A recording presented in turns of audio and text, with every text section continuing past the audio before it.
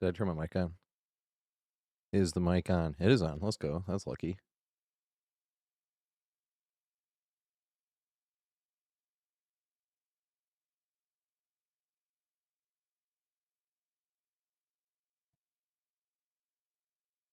Pop out chat.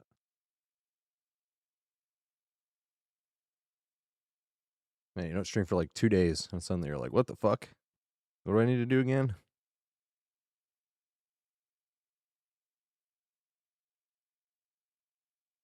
It's like, God damn it. What's up, Miss Neville?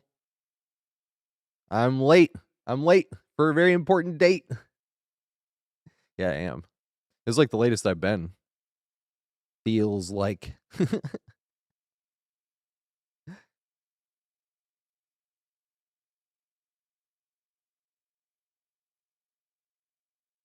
Told you I don't have perfect attendance.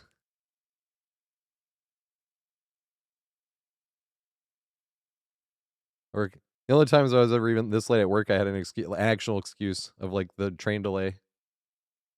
Brain boner. Here's the thing, brain boner. Do you want me to play a Guitar Hero song first? Because it's up to you. Because I usually end the stream on Guitar Hero, and it's going to be like a 3-hour stream. Because then we're going to watch Movie Monday. Now, okay, what song you want me to play? Movie Monday, we're doing Life of Pi, because that movie's incredible. I haven't watched the whole thing in years, but I've been skipping through it since it was on YouTube. And I bought it on YouTube, and I've been skipping through it, and I'm like, yeah, this movie's incredible. Me choose the song. Interesting. Do you have a favorite band? Do you want something like, huh?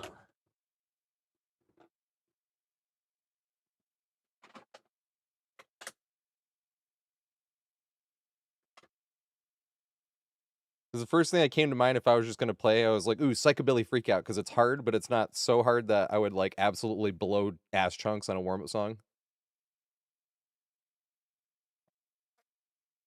That's not a song I would normally do as a warm-up song, but that's why I was like, you know, I feel like that would be good. If somebody is spending 10,000 channel points, then I'm like, huh. I think there's some Tool on there. Actually, give me one sec. I think there was some Tool on Guitar Hero World Tour, I think. I'm pretty sure, at least.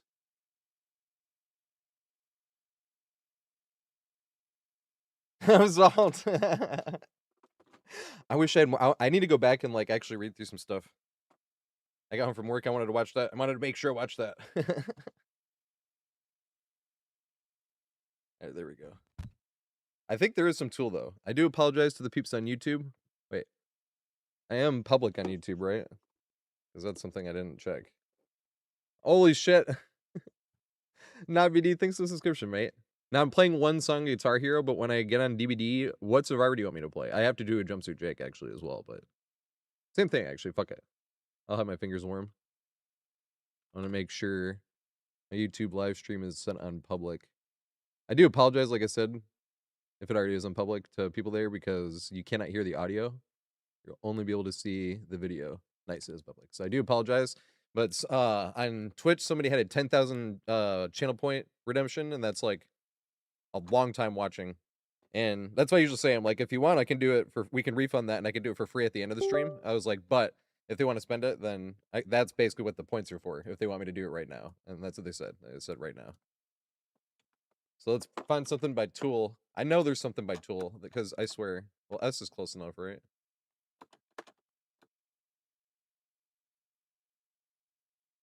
Oh, that says T. My dumbass. I'm going the wrong way.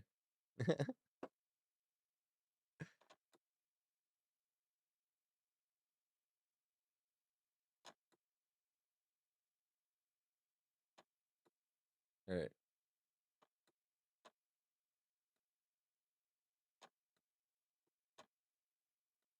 Here we go. Which one do you want? I got 3 songs.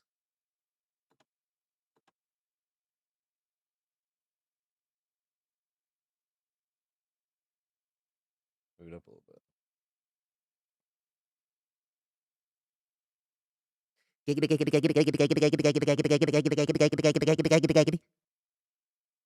Play Parabola. Let's go. I've never heard this song before. This is the best way to hear a new song you haven't heard before, is playing it on Clone Hero. It's the most involved way to listen to music.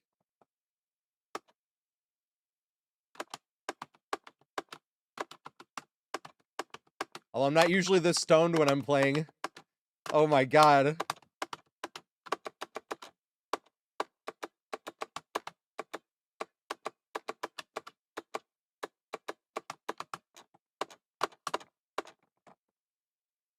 Because usually I'm playing at the end of the stream, so I'm not this stoned. I'm like, holy shit, this is hilarious.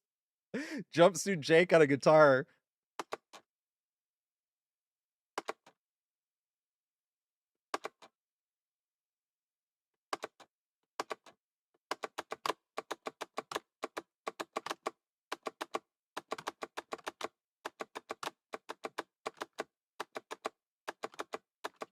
Aw.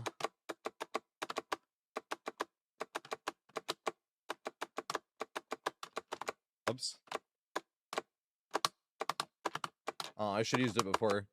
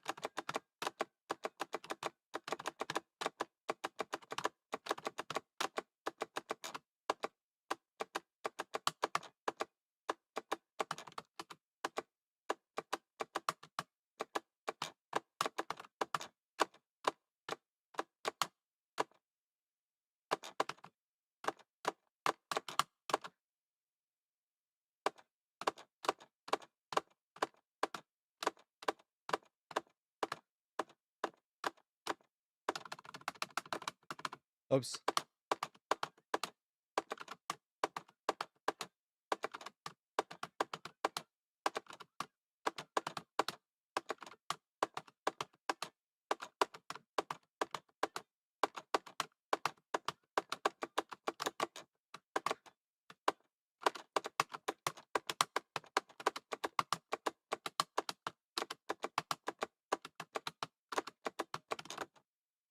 Yeah, I should have used that earlier. Damn it. Or no, I should have saved it.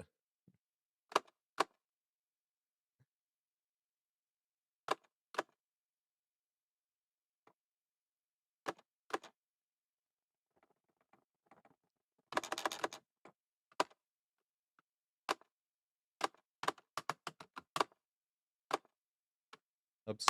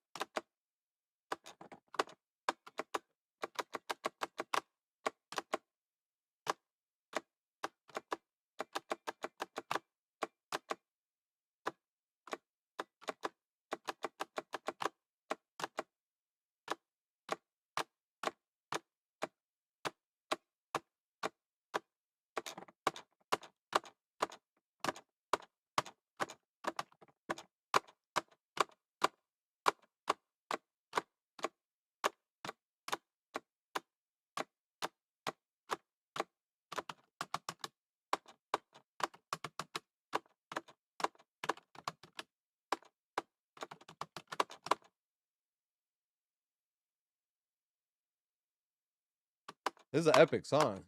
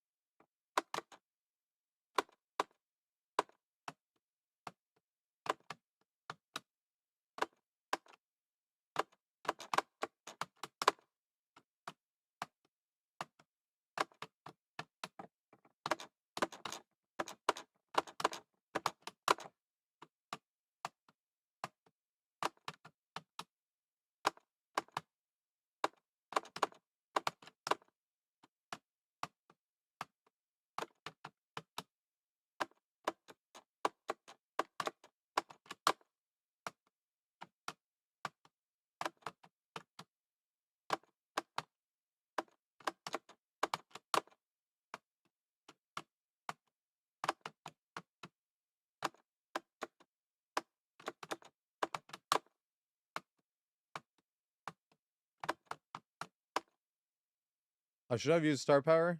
Yeah, I should have. Dang it. Is that like the last note of the song? Almost.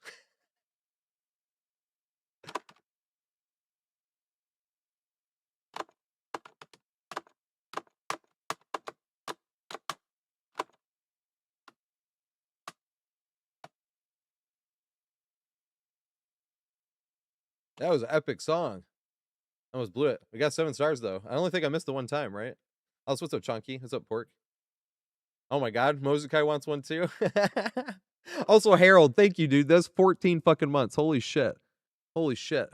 Well, here's the thing, Brain Boner. I'm playing DBD right now. Like that's the funny thing is I only do Guitar Hero not at the very end. If somebody does the channel point redemption. And now Mozukai wants a song. Like, what does Mozukai want? I missed 2 notes. Whoopsie. That was an epic song.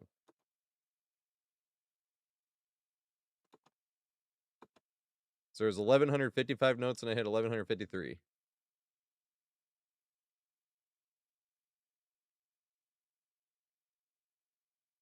Oh my god, Cliffs of Dover. I'm too stoned for this. This is gonna suck because I could like 100% this song one day. But usually I one hand this and I'm like, this is going to suck. Because I have 100% of this song when I was a kid. But I usually one hand this part. I'm like stoned.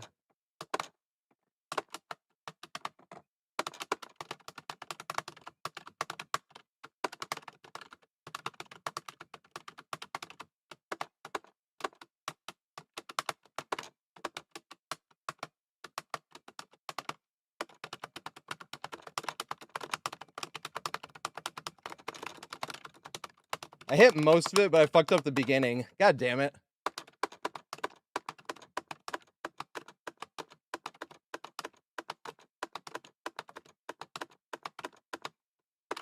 Whoops.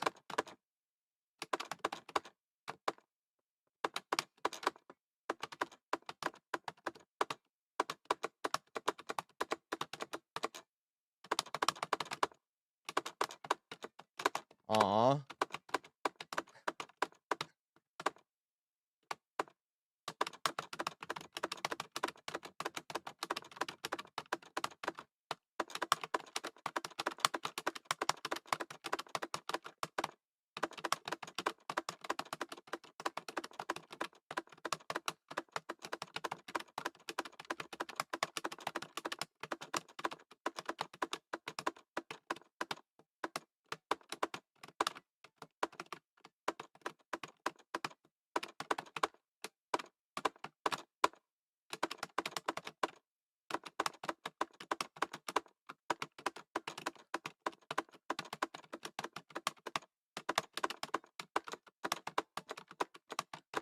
Aw.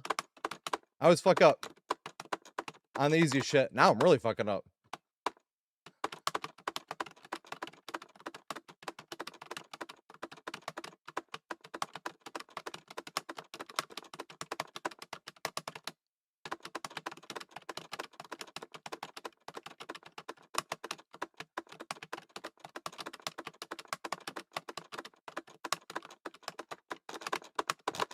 Oops.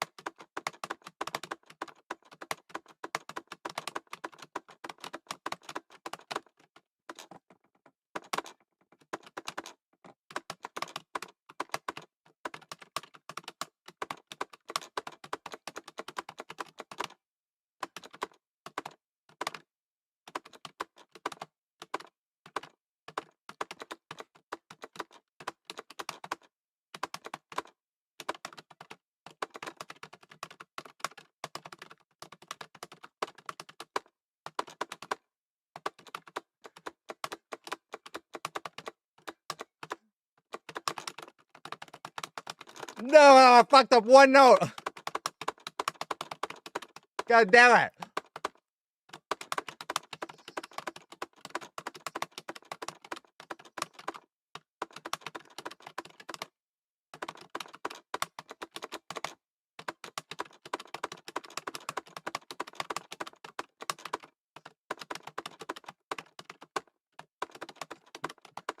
Oops. There we go.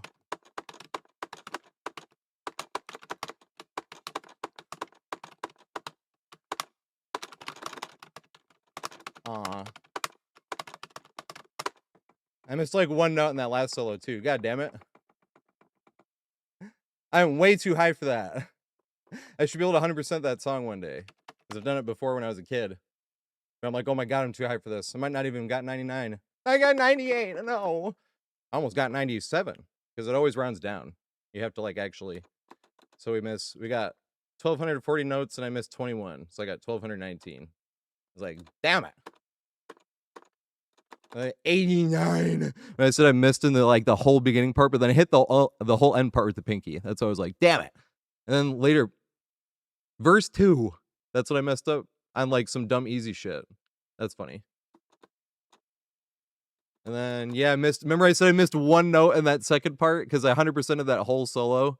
And then I was like, no, I missed one. I wasn't joking. I literally missed one note in there on that second pinky part. So most people tap that part, but I always thought it was more fun to actually go for it one hand on that part because you just have to hit orange in between, blue, then yellow, then red, then green, then red, or red, then yellow, then blue. But I think it's more fun to like actually try to one hand it with your pinky. But that's where it's like, no, I missed the one. Damn it. Oh my god. Read up. Oh my god. Well, I was trying to start to play some DVD. Ganza Diaz. What's up, mate? Sorry you can't hear the music over there. Why? What song do you want to play? Or want me to play? I'm gonna suck compared to normal. That felt like it sucked compared to normal. It was fun though.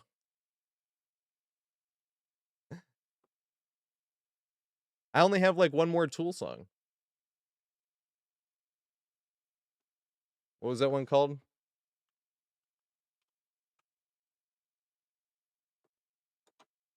All three of these were on World Tour. I guess it's up to you. Thank you so much. Holy shit. Brainboner just gifted 5 subscriptions. Oh, Vicarious. Okay. I do not remember this one. I've played it.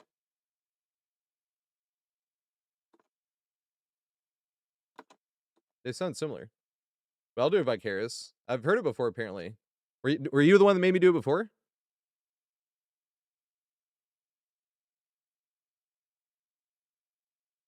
Holy shit. And Fox for 4 years. Holy shit. Yeah, I did need to read up. It's harder to read when you're playing Guitar Hero more than anything. Gotta watch it. We're doing Life of Pi at Miss Nebel, if that's what you're talking about, in the Discord Movie Monday. Life of Pi. That movie's incredible. I can't wait to watch that movie in headphones, specifically in headphones. Oh, good stuff. Because I don't remember hearing this. And it says it's the hardest song of the Tools. I'm like, all right. I was like difficult.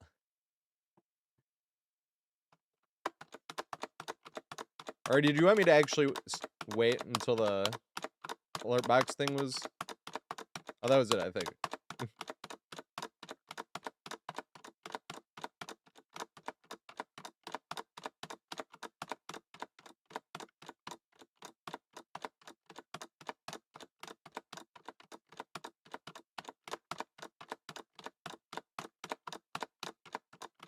It's like an interesting time signature.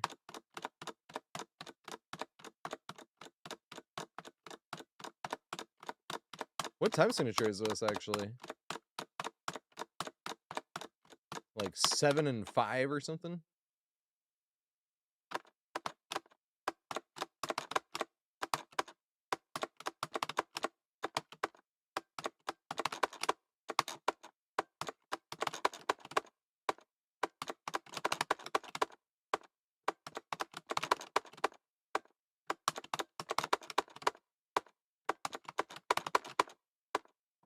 Aw.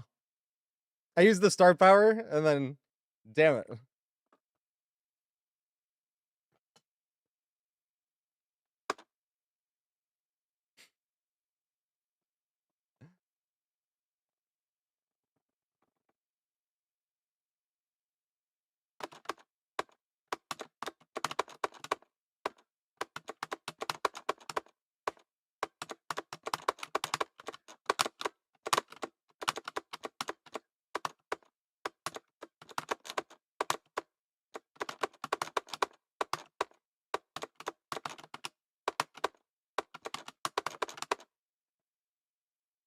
It is really interesting time signature. I'm like trying to figure out what it is. Would you classify this as grunge?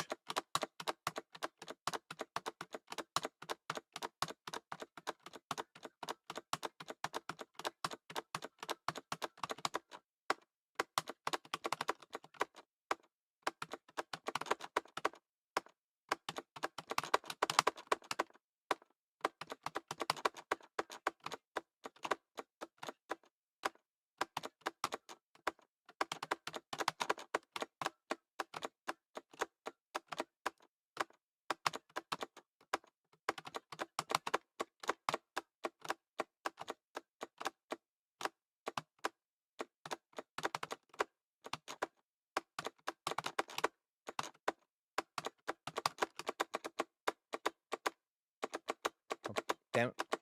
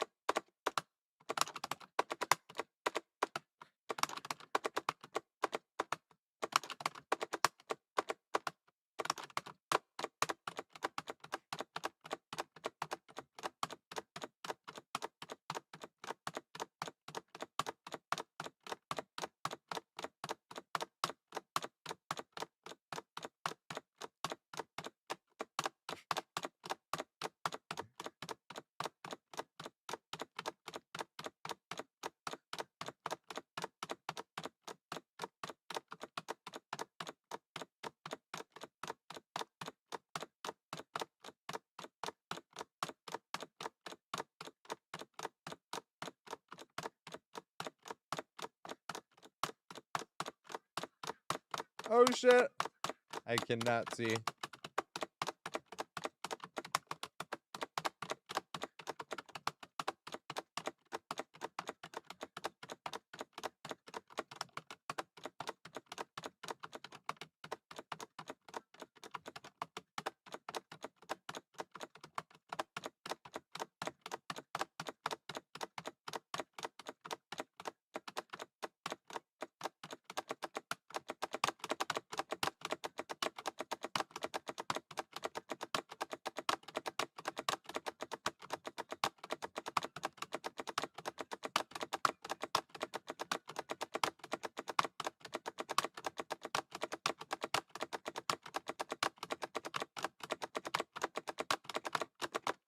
Woo! These are rhythms.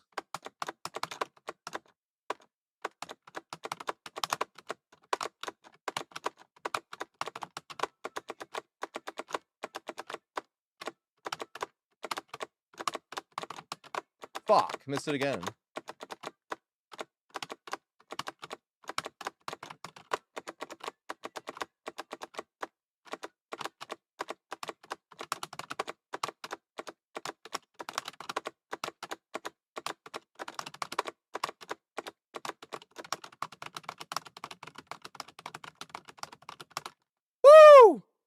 The fun was awesome, or the fun was awesome. The end right there at the end, I was like, let's go. Woo! I missed 3 times though, because I missed one earlier on, right when the off rhythm started, and I like overstrummed and then understrummed because I did not understand the rhythm at first. And then I missed that one hammer on twice later on, and I was like, fuck, I missed it again. On the verse, yeah, bridge 4 and chorus. So I was like, fuck, I missed it again. Let's go. That was fun. Time for loopy loop. Yep. The Blood Alice, thanks for the raid, mate. Sorry, I missed it for a sec, but we had some song requests. I am playing DBD. Oh shit. Yeah, I don't know what's going on. All of a sudden, Windows decided that pressing this button does this now. But I have a 10,000 channel point redemption for song request, and the deal with that one is I usually play Guitar Hero at the very end of the streams, just like a song or two. And that's the deal. When they redeem that, I'm like, hey, I can do that song for free at the very end of the stream. You know what I mean? Like, because whoever's there, they'll be like, play this song, and I'm like, sure. Like, you know, I don't care. I can play the hardest songs too, so I really don't care. The only thing I want is if somebody wants me to play like Devil Went Down to Georgia or Through the Fire and Flames or something like that, I just need a warm-up song.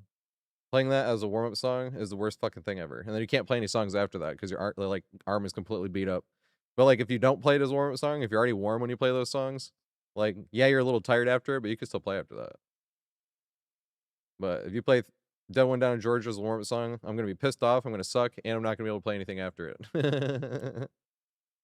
But I do like playing that song, just when I'm warm. Although I feel like as an adult, I feel like I need to take multiple breaks during that song. Oops. I forgot. Push this over to the side. Usually I'm over here.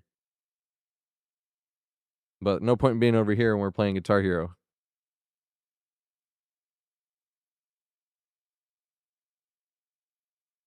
Yeah, just go follow and to Solved in general. He's funny as fuck.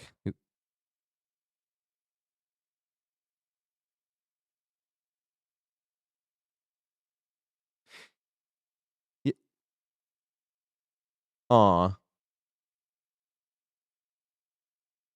You know, it's funny, Guitar Hero made some songs, like Through the Fire and Flames is one of my all-time favorite songs. It can't not be from how many times I've played that song and failed that song before beating it the first time. I think even as an adult, I got like a 95% run on Through the Fire and Flames. As a kid, I got a 98% run.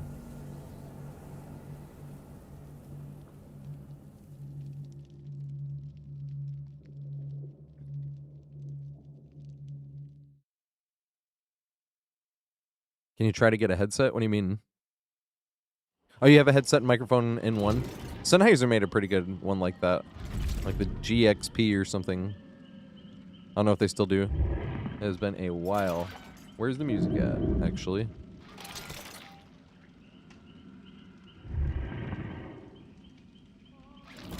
Man, it keeps making me do this.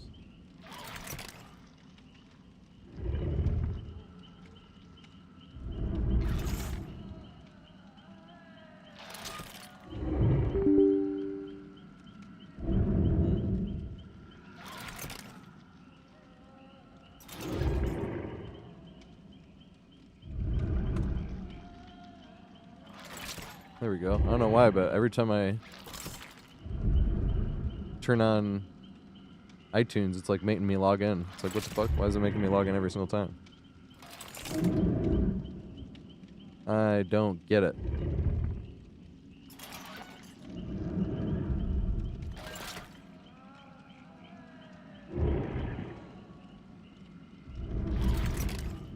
This is a great song. Oh, where'd it go? There we go. Piano Man. It's funny how Piano Man, the first thing you think of is the harmonica, but it's called Piano Man. It's a great song though.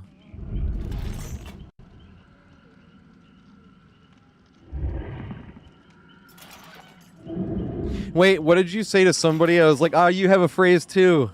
Because when somebody is just like, when you've gone in circles with somebody and they keep saying the same thing, like I usually just start saying, damn, that's crazy. Damn, that's crazy. Damn, that's crazy. You know what I mean? Because that's like the most generic thing. Damn, that's crazy. And you're like, you too, twin, or something like that. So I'm like, this guy's fucking hilarious.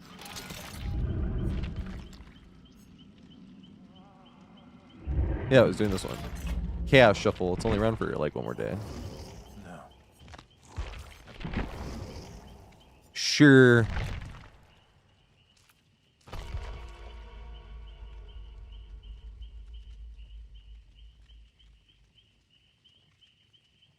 Bad Fake Actors is a great band name. Is that an actual band? Even if it's not, that is a great band name. Jade, I've been looking for you. Don't have internet. I'm sorry, mate.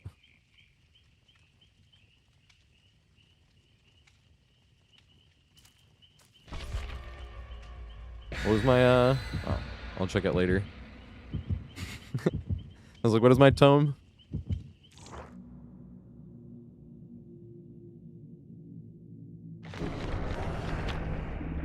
Yeah, trolls. Troll or be trolled. That's really how I look at it, Twitter. Because I've never really gotten, like, angry at anything on Twitter. But that's what I look at as Twitter, like. I'm like, troll or be trolled.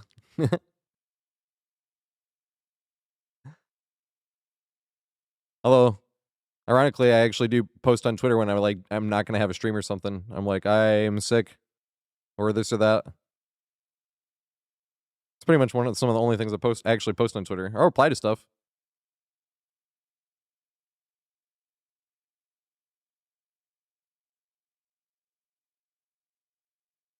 Oh yeah, dude, I read that. I read some comments too.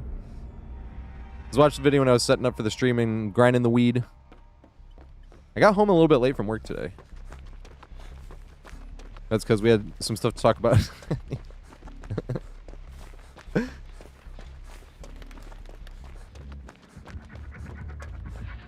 Oh, fuck.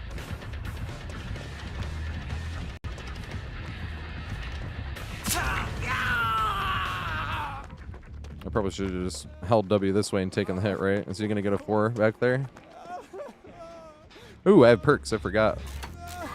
I can play guitar. They got ruined.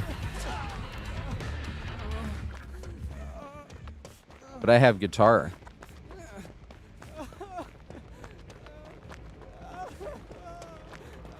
That lucky fucker. They got ruined.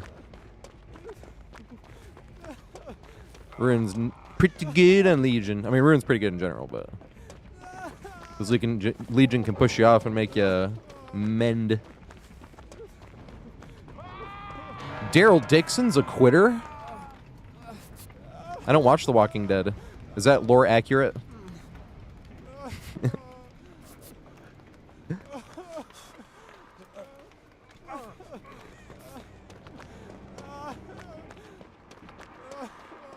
It, like, can't be, right?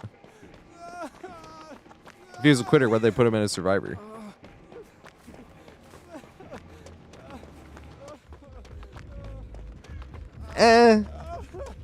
It's lore opposite. Okay, there we go. I was even thinking, I was like, if they had Game of Thrones character, like, what if they had Theon Greyjoy? And I'm like, he had kind of a redemption arc at the end. I was like, maybe. And I was like, he did survive a lot of shit. He also didn't survive, though. That was an all-over-the-place character arc. Any Game of Thrones watchers? See, I actually liked how Game of Thrones ended, but I wasn't watching Game of Thrones until the very last season. So I didn't have to wait years to see how it ended. Wait, what word is it holding up? What's so bad about the word? Is this a bad word? Mingus?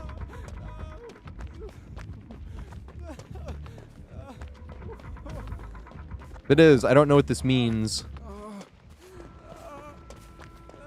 It's like when I watch The Irishman. Anyone seen The Irishman? And then he calls that one gangster that word, and it was like the way he said it and the way the other guy responded, it was like very clearly this is a slur. I was like, but I've never heard this before.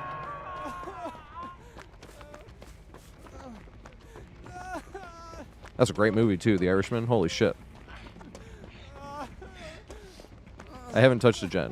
I've been looking around for the fucking totem, which I also have not found. So I've just done nothing instead. Doesn't it suck to suck? As the saying goes. Still doing nothing. It's like I promise I'm doing something by doing nothing.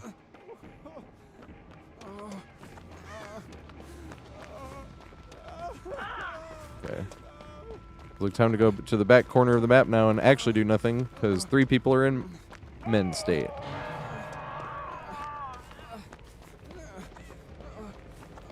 Where in the fuck is this totem at? There it is. Did they get back here in time?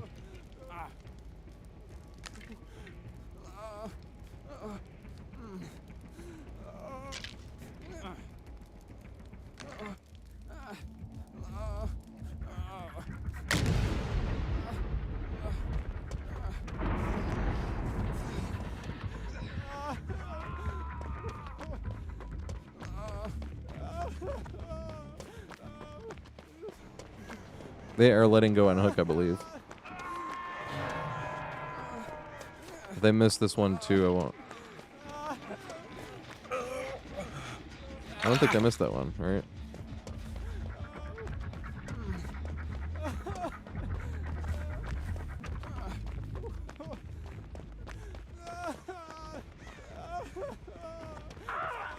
Oh, A-okay. They were missing. Dang, this killer's getting rolled, aren't they?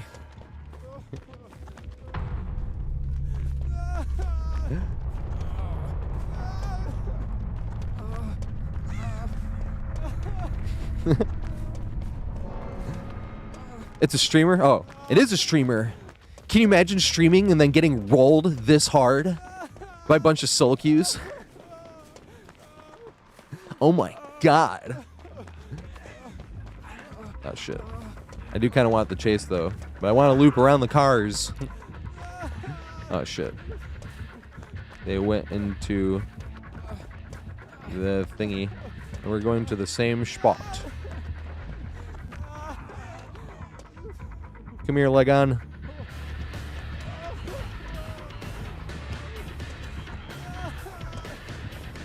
I was gonna go to the actual window there, but hey, can we make it now? From there? That'd be interesting. No, we're not gonna make it. Damn it. That'd have been sweet though.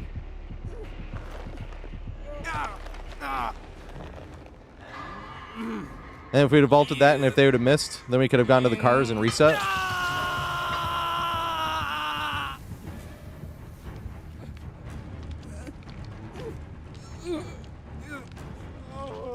Billy Joel and the Mob Deep. That's the benefit of having a huge playlist, and it's still nowhere near big enough.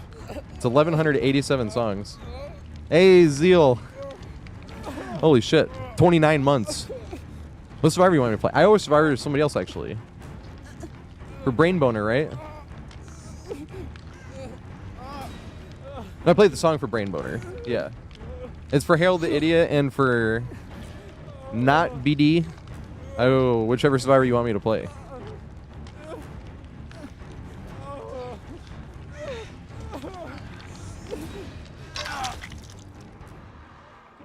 I have Resurgence. That's funny.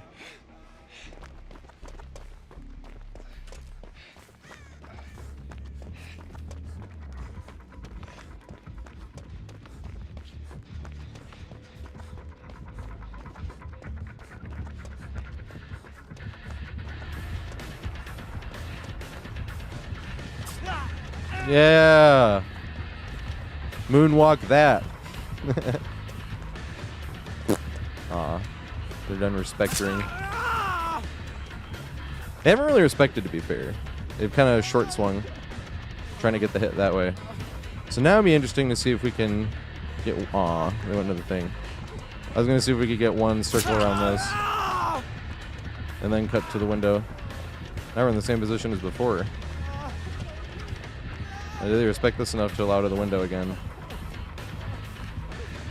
I don't think so. Nope. Damn it! Just barely. It wasn't just barely, to be fair. They would have had to respect quite a bit more than that.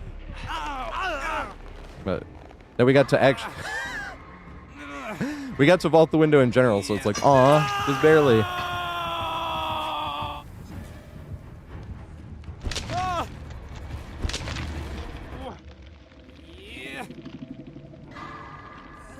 Legion gang. Legion gang. Is that Tataru? That'd be hilarious. Yeah, they quit early. I was asking if it was,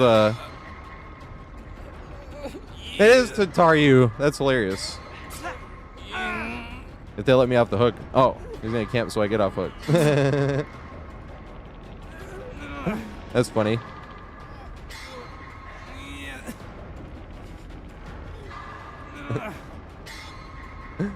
Oh, he wants to do a 1v1, but I'm not gonna throw pallets though.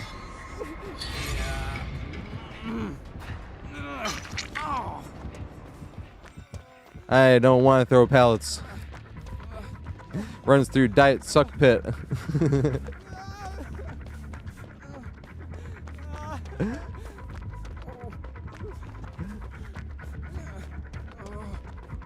I need to actually go look for this album on Clone Hero. I did for Opeth. There's a few more Metallica songs I want too. Even though I got a lot of Metallica.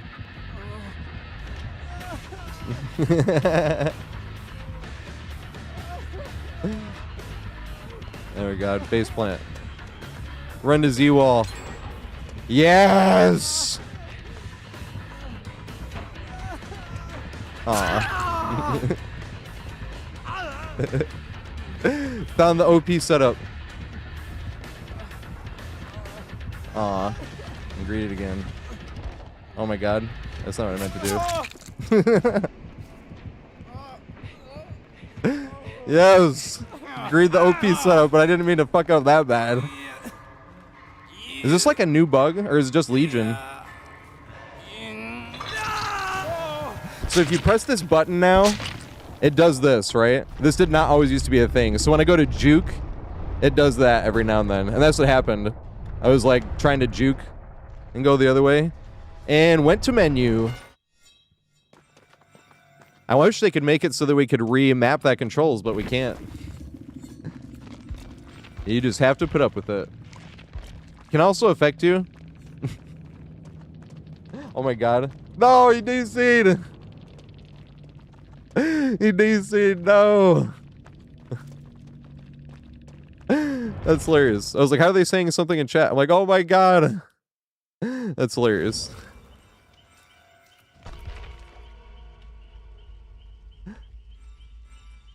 Improv ping check. I always forget that's how you check the ping. I don't really usually check ping. Because I remember seeing somebody post on Twitter the other day. Oh my god, he was ending a stream. That's hilarious. What's up? How you doing, mate? Long time no see.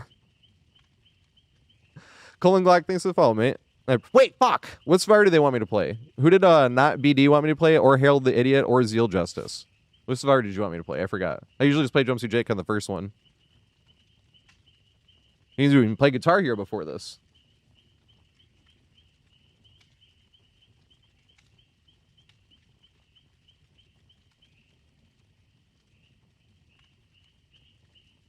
Yeah, I was trying to think. I was like, I think I played against you like 2 years ago, but I can't remember the last time. It's been forever.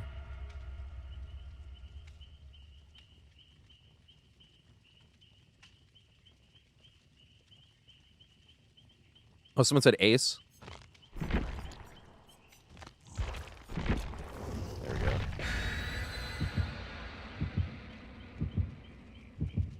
Or is that about comp? I dodge aces, unless killer queue times are long. Because, you know, they always have the same perks. They're like, I don't want to have to outplay the survivor 4 times to get 1 hook.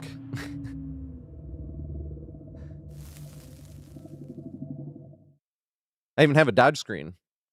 But I do the dodge screen sarcastically.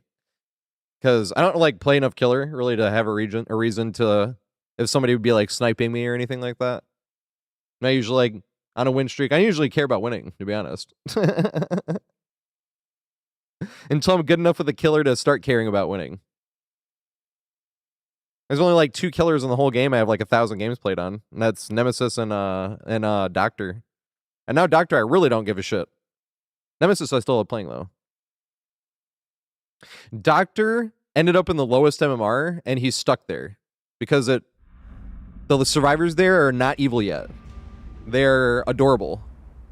And what I mean by he got stuck there is I didn't mean this on purpose for like a permanent thing. Because I was maining Doctor back in the paid for this meta. And if anyone remembers when Made for This came out, I call this shit paid for this because that shit was broken. If you didn't play when Made for This came out, you know how you have a 3% haste when you're in broken, or deep wound, sorry. When you're in deep wound, you have a 3% haste, right? When Made for This first came out, this is why I called it paid for this. When Made for This first came out, you just had 3% haste if you were injured at all. So if you were injured, 3% haste. It was dumb as fuck. And Doctor's gotten buffed since then, but like, you would be correctly using your power. Like, you would deny the pallet throw or the window vault, you would actually deny it. And the whole thing with Doctor is you're then supposed to like inch, like you'll be a little bit closer to them the next go around, and then you deny it, and the next go around you're closer, you deny it, and then you'll either get the hit or closer, you know, stuff like that. But if they had Made for This, every time you would deny the vault or the pallet throw, you would still be further behind because you lost so much extra distance from the 3% haste that you wouldn't gain enough back at most loops. Not every loop, but most loops. So, like, if they had that, you just had no power. No chase power, right? And then the problem was then Alien came out. And Alien's original ultimate weapon, if you didn't play back then, was when you'd open a locker, you'd walk around for 45 seconds, and if anybody got in your tear radius for 45 seconds, they would scream, and Alien would, or whichever killer, the killer would see your aura for, what, 4 seconds, I think? So it was a lot stronger than it was, but the way people would counter that was with Calm Spirit. So the problem was they would be running Made for This, which I was calling Paid for This because of the extra 3% haste, and Calm Spirit to counter Ultimate Weapon. So you'd shock somebody a few times once they're injured as Doctor. You'd realize you were losing distance. So you leave them to go find another survivor, and you use Static Blast to find other survivors, and they have Calm Spirit, so you can't find them. And it was just like, this blows. So Doctor went on strike. My Doctor, I just stopped killing survivors. I was like, I'm going to not until they nerf Paid for This, which they did. The thing was, when I went to start coming back, because I started playing against like complete brand new players, when I started being like, okay, now it's time to get Doctor back up. Like, even going out of your way to 12 hook, the survivors are so new that it still kind of feels unfair. Like, no perks, no add-ons Doctor. But I was like, all right, Doctor's just stuck down there. It is funny, though. The survivors aren't even evil yet. They're actually, like, adorable. There's a video that True Talent has. I like True Talent. I know, like, people... I mean, it's, any content creator is subjective. But I love True Talent. I like True Talent a lot, you know? But one of my favorite True Talent videos, he has a video called The World's Most Adorable Bill. And he was playing against, like, very clearly 3 players that knew what they were doing, and then 1 player that was a complete brand new player. And, like... his whole chat even was like, let him go. And the name of the video is The World's Most Adorable Bill. That's what True Talent's video is called. And he's playing against this Bill that's like very clearly a brand new player. And like True Talent was cracking up. He's like they're like adorable one, you know, and they have no clue what they're doing. And then he like tries to give Bill hatch after the other 3 survivors are dead, and he's like trying to give Bill hatch, and Bill crawls to hatch and then like doesn't know what button to press on hatch. Oh my god.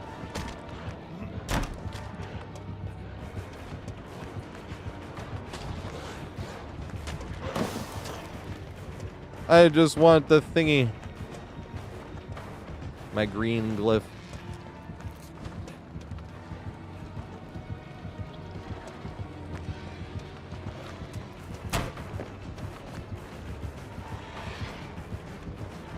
Aw, yes.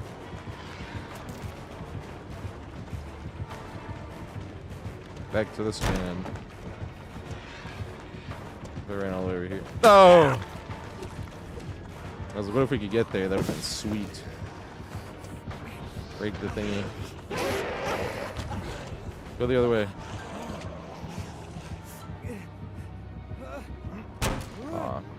Oh my god, he went the way other way.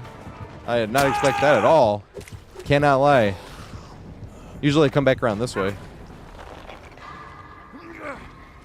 I didn't turn the whole wrong way in the air and everything. I'm like, holy shit. You don't usually see killers do that.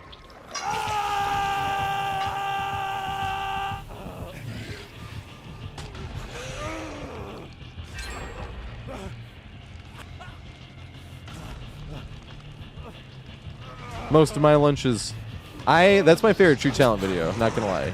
Just because, like, when it's actually a brand new survivor, they are, like, adorable. And that's, like, how my doctor got stuck down there. I didn't ever mean for it to happen forever.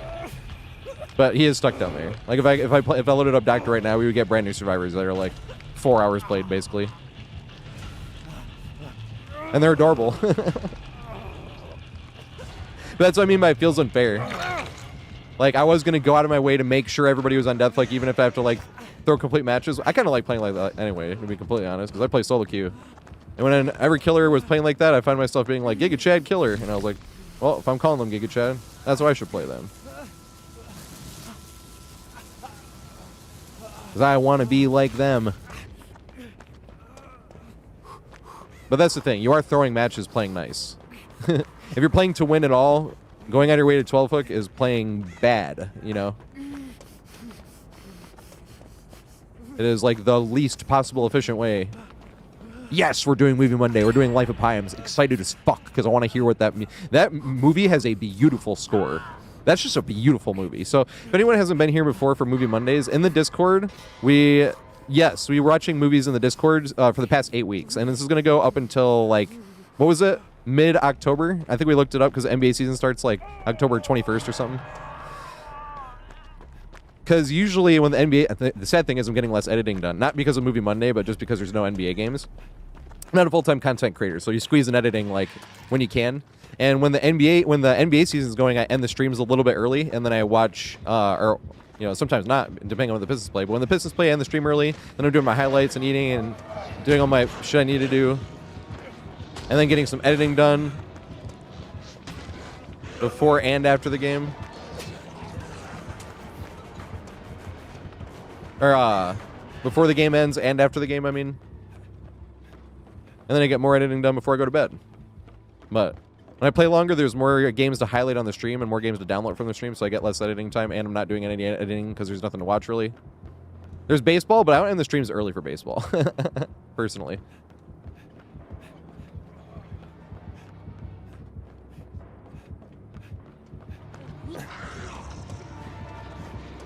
Oh, shit.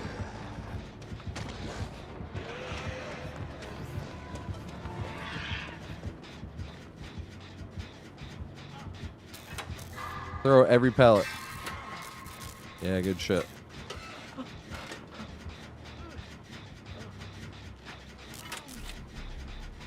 But yeah, so we've been doing the best fucking movies. Like, I'm really keeping it to, like, the best movies. So I've been saying 10 out of 10 type movies. So the first week we did Grand Budapest Hotel. Then we did Pan's Labyrinth. Then it was Boogie Nights. Then Sinners. And then Parasite. Then Guillermo del Toro's Pinocchio. Then last week we did Fargo. And today we're doing Life of Pi.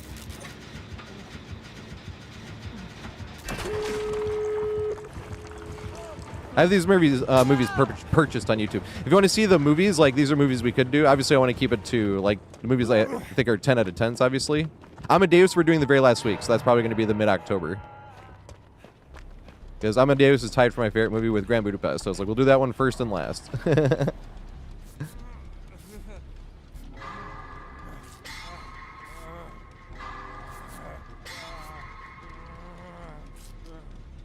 Yep, it's going to be at 8 p.m. tonight. Because I usually end the stream before that. And then get some stuff to eat really quick. Go smoke. And then put on a movie. And the movies I've purchased, if you type !movies, the command comes up. Or the movie list comes up. Oh my god. Oh, damn it.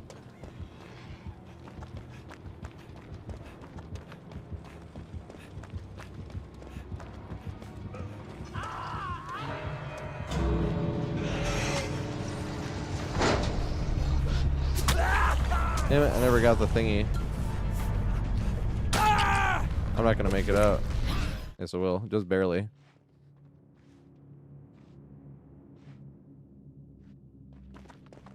I have a lot of movies on YouTube. I've been buying movies since 2019.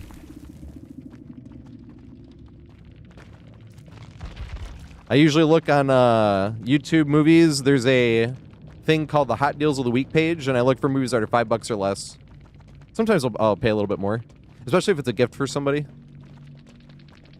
And then usually I'll get a brand new movie on like certain holidays, because that's been a tradition since I was a kid. Like, we get a new movie on like Easter and like Thanksgiving and Christmas, birthdays, you know what I mean? Like, we get a new movie.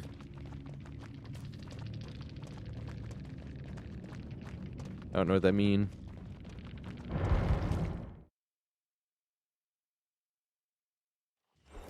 I haven't seen The Man from Earth. Is that a newer movie? A newer movie? The last few years I've been on the kick of trying to watch older movies because I want to be a movie buff and I'm not. So I've been seeing like 5-ish new movies like the year they came out. Most of them from holiday movies, like I said. To be fair. Like, I know I'm going to watch Toy Story 5 at some point.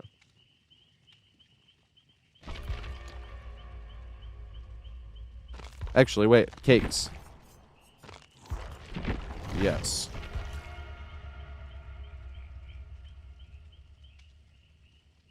'27's not actually old. You can smoke cigarettes if you were born in 2007. Isn't that nuts?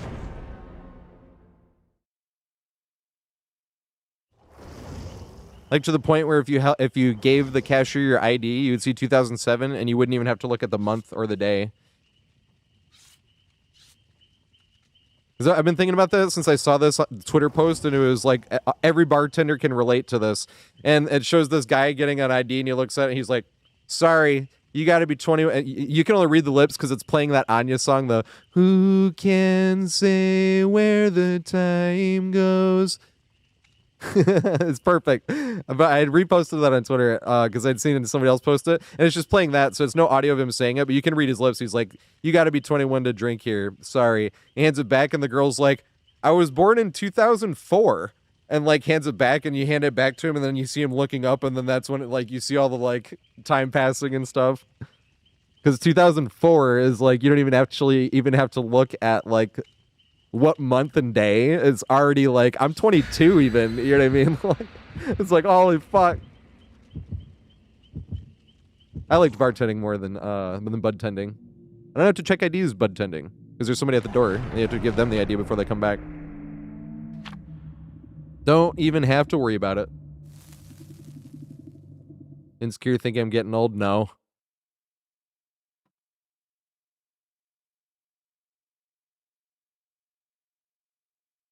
Not yet.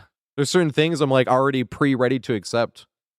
Like if I start losing my hair, like really bad. I've always had a bad hairline. Of course, it's getting worse as you get older. But I mean, like when I start like losing it, I'm like, yes, I can wear hats again. Because when I was like a teenager, I was wearing hats every fucking day. Every day. I always had a hat on. And then I remember being like, I have a bad hairline. And I went to a doctor and I was like, trying to be like, what, am I going to be losing my hair early? This is when I was like 16. And he was like, do you wear hats? And I was like, I always have a hat on, like literally always. He was like, that's one of the worst things you can do for hair. He was like, that's what people stunt hair growth and this and that. And they're like, and a lot of times you'll see people that have like their like completely no hair exactly that lines up where they wear their hat if they always wear a hat. And I was just like, but ever since then, I like was like, fine, I won't wear hats. But ever since then, I've also been like, but when I'm really losing my hair, I can start wearing hats again. I love wearing hats. This is what I mean by like, there's bad things, obviously, but there's also good things. That's why we should. Okay, we're totally going to do American Beauty next week for Movie Monday. That's a spectacular movie. We were discussing doing that one anyway. But that movie is really kind of just a midlife crisis.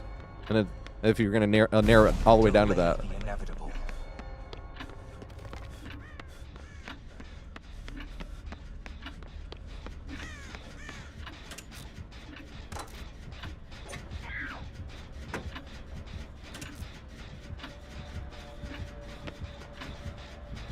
Yeah, so the reason we were bringing that up before, Barbie, was because somebody asked me what I felt about licorice pizza.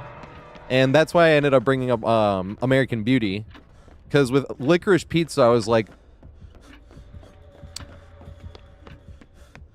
my biggest question about that movie was like, why are we making this movie? Like, I love Paul Thomas Anderson. He's one of my favorite directors. But it's like, but why are we making this movie? Like, that was back in, what, 2021, 2022, I want to say? So what licorice pizza is basically about is, like, how old is he in the beginning of the movie? If anyone's seen it, like 15 or 16? Or maybe he is 17, but he's definitely not 18 yet. But the thing is he is like starting his own business already, and by the end of the movie, I'm pretty sure he is 18 and his own business owner, like actually legitimately business owner already at 18. That is a successful business. And like the kid has been pressing on this woman that's like 25, I want to say. And she's treated terribly by like pretty much every other male in her life, like at work and pretty much everywhere. And like by the end of the movie, and she's been pushing him off like the entire movie, where she's like, "No, you're a fucking kid. You know what I mean?" By the end of the movie, he's his own business owner and he's 18, and they kiss, and that's like how the movie ends. I was like, spoilers. But my whole thing is like, why though? Like, why are we making this movie? Like, in my head, I'm like, did Paul Thomas Anderson, when he was a teenager, like have a crush on a fully blown adult? You know what I mean? And he wanted to write a story where it was okay to get the fully grown adult eventually. You know what I mean? Like, that's why I was like, why are we making this movie? But that's why I brought up American Beauty in contrast to that. I was like, American Beauty, the fully grown adult is attracted to an 18-year-old. I was like, but the movie makes it very obvious that it's icky. Like, it is not trying to make it okay, and it's like, yeah, well, she's 18 and she sleeps around all the time anyway. Like, the movie is not trying to make that case of like, yeah, this is actually like fine. It's like, it very much makes you feel very icky.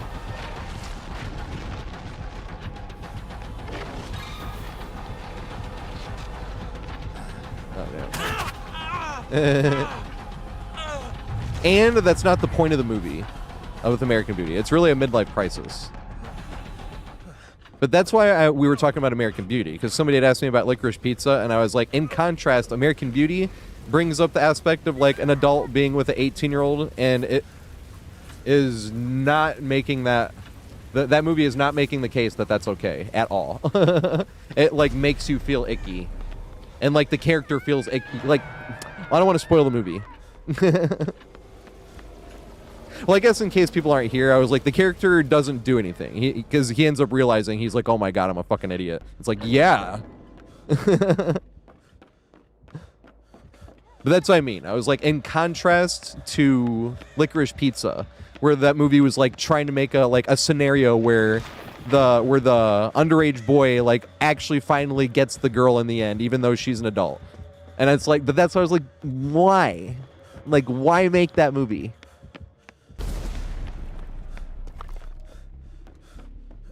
Oh, I didn't know she was 17.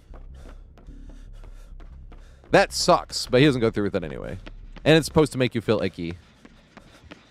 That is the whole point that I was bringing up with that movie. Is you're looking at it like, and everybody that hears about it's grossed out, and then he comes to his sentences at the end of the movie and doesn't do anything, and is like, okay, he doesn't say it out loud, I'm a fucking idiot, but he realizes. And that's why I was bringing that movie up in contrast to Licorice Pizza, where it was like trying to make a scenario where this is justifiable, whereas that is not the case with American Beauty at all. And that's not anywhere near the main point of the movie either. The main point of the movie with American Beauty is the midlife crisis he's having. And like the real reason and this is spoilers, but also not, because the movie starts off that way. And what I mean by it's nowhere near the main point of the movie, but it really adds to it. When we were just talking about him being attracted to an underage girl. Like, the movie starts off with him with a monologue saying how in less than a year he will be dead.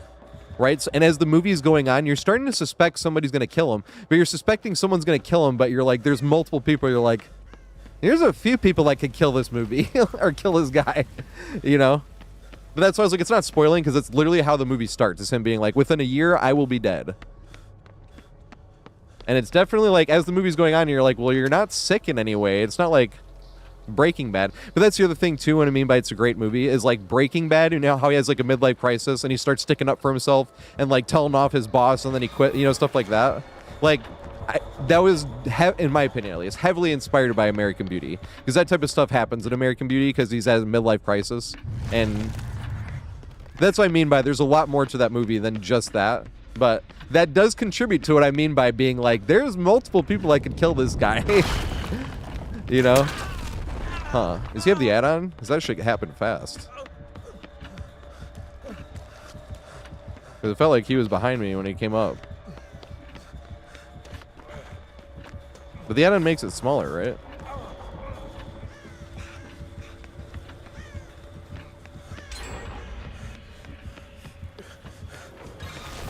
Yay.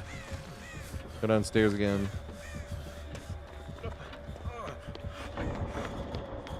Alright.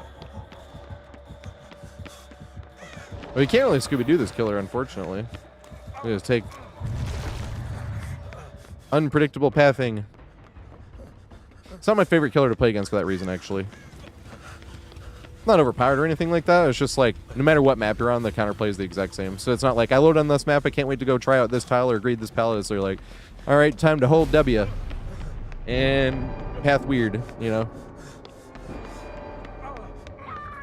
I'm gonna love playing as this killer a lot, though. He has like 650 cakes or something. I made sure to get him a lot of cakes. Yeah, Miguel, right? You're talking about a licorice pizza, right? Because I can see that, too, when we're talking about American Beauty. If you haven't seen American Beauty, but the real thing I took away from, I can't spoil that, but the end monologue to the movie is like, and it's how the movie ends is the monologue. That's one of my like all-time favorite movie moments because it scared the living fuck out of me. I don't know how to word it.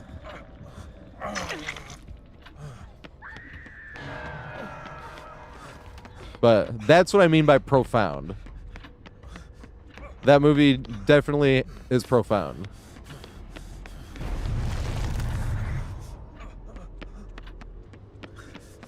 Should I go self-care?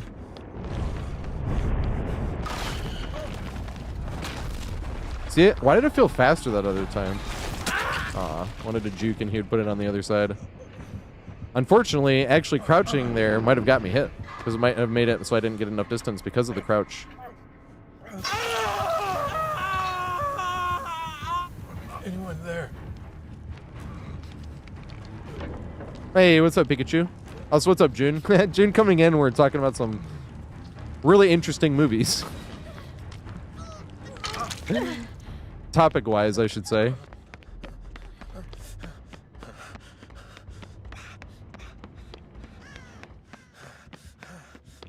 Hey, is he gonna camp it so they get off? That'd be cool. Let him out. Does he get off? Yeah, cool killer.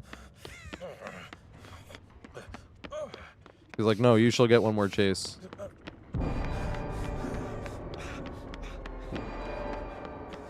I am prepared. Said I no longer knew the way. Giving up the show. I'm dead. Not escape. And the wait for redemption ahead. No, what I mean, not that part is similar to Breaking Bad from American Beauty. I just mean the whole midlife crisis thing. And American Beauty was like, what, 10 years before Breaking Bad came out? And like the way the midlife crisis is handled in both scenarios is very similar. And how suddenly they have the confidence to like tell their boss off and walk out and shit like that, you know? That's why, like, because I had seen, not all Breaking Bad wasn't even done yet when I saw American Beauty. I saw American Beauty in like 2012, I want to say. And I was just watching it and being like, like Breaking Bad definitely was inspired by this. But trust me, that's my big problem with Licorice Pizza. If American Beauty was justifying in any way, shape, or form that his relationship with that girl, that, like I said, doesn't even really Well, I don't want to spoil the movie either, but even the fact that he was even thinking that way, right? It makes it very clear that this is a bad thing. That movie, and that's why. Because if it was trying to make any kind of justifications, I wouldn't think of this movie as like a 10 out of 10. But I actually do think of American Beauty as a 10 out of 10 movie. That movie is incredible. But it's like you have to see the entire movie from start to finish. Like, that's the thing.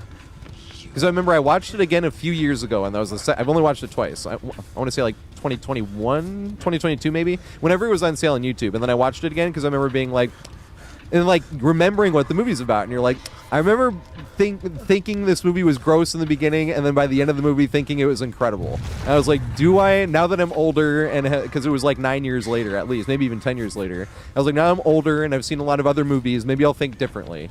And I watched the movie, and the same thing, like right in the beginning of the movie, it's like, ew, like, what, you know? And then, but the same thing, I got to the end of the movie, and the movie ends, and I'm like, wow, what an incredible movie. But that's why I'm like, okay, I kind of want to watch it again. Midsummer. I don't know if I was actually starting to think of like a full list of movies that we could do for Movie Monday, because I think we have like 12 or 13 Mondays left until the NBA season comes back. I hadn't thought about Midsummer. Midsummer's great though. That is a slow burn. In a good way.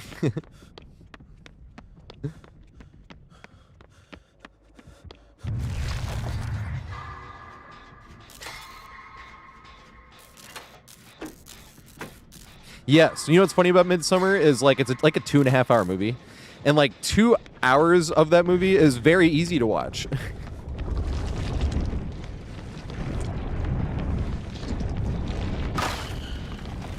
Yes. Oh damn, it was like inside the wall. Aw. I wanted to go for crouch juke, that would have been awesome. Yeah, escalators. Oh, this is Opeth, sorry, yeah. This is my favorite band, actually. The reason why I'm favorite band is because they are all over the place. They make beautiful stuff like this, and they also make death metal. They have whole albums that have no death metal, though. That's why I'm like, they're just incredible. It's my favorite band.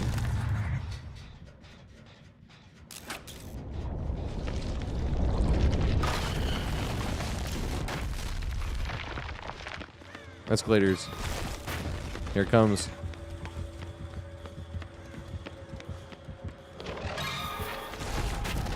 Did I get hit? I did not. Escalators. Coming back.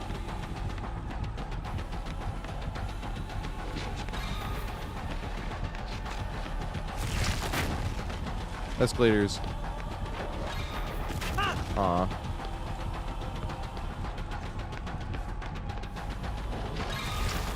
Escalators. Escalators! Aw. I have prepared. Oh, he's blocking the escalators. He knows how OP they are. Aw. I thought I was outside that, not gonna lie. No. He knows the escalators are OP. He won't let me run up and down. Aw, good shit.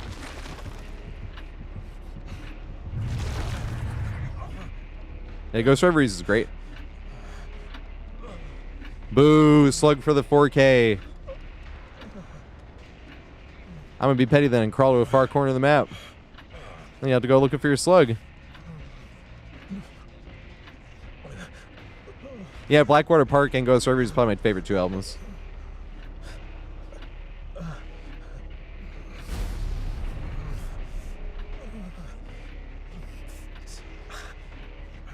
Okay, Moonwalk, nope. Haven't put in the work. And I don't play on mouse and keyboard. And specifically, I don't want to try to put in the work because I don't want to get stick drift on my controller. This is the controller I've had last longer than any other controller. And this is the first controller I didn't do stuff like this. Like, you see how I'm like, kind of wiggling side to side on the ground?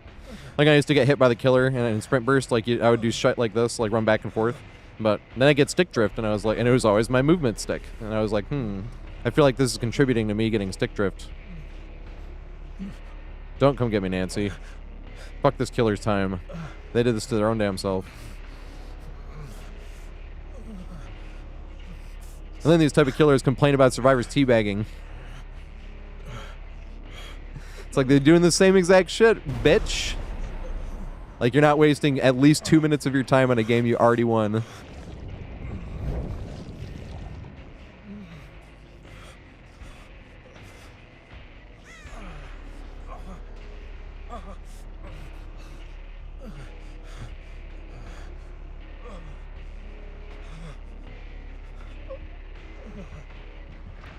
No, Nancy. Nancy, come on. I'm not even fully Nancy. Come on. Inevitable. I'm back to escalators. Oh my god, kid. That wasn't even on me, but sure. They're the same type of killers that whine about survivors teabagging like they didn't just waste over 2 minutes of their own time in a game they already won. And then survivors teabagging, oh my god, this is unfair.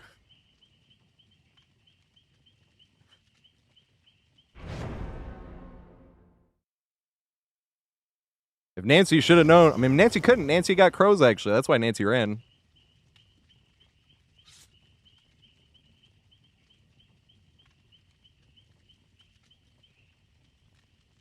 I guess Killer was mad that I wasted 2 minutes of his time on the escalators. Maybe you should be better then. He's like, I'll waste 2 minutes of your own time. And you're like, by wasting 2 minutes of yours. So actually, you could say I was running him for 4 minutes that game. All because of little ego in his head. Damn, he very much wasted that 4 IRL minutes because of me getting in his head. That easy. How many pallets did I have to throw? Damn. How many teammates did I need? Damn.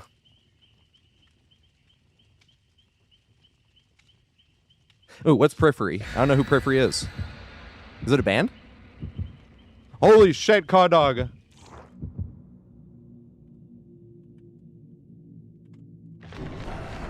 Holy shit.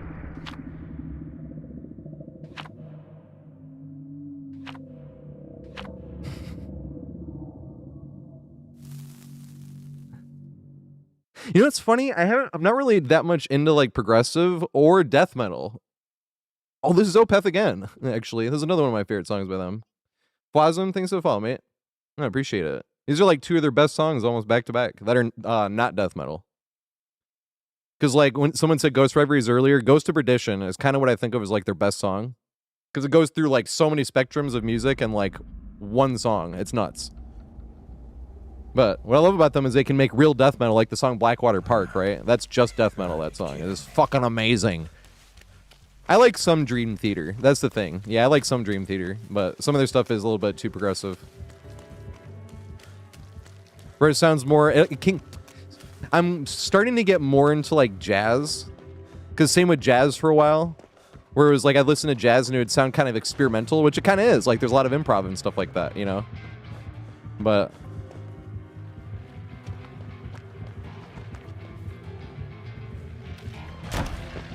yeah, do I have a pallet here? We do. I'd have to throw it to not get hit, though. Don't you love getting hit by auto-aim?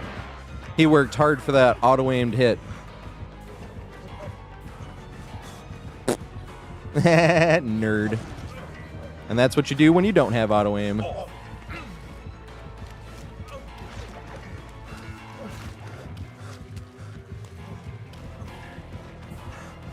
Nice, okay. Aw.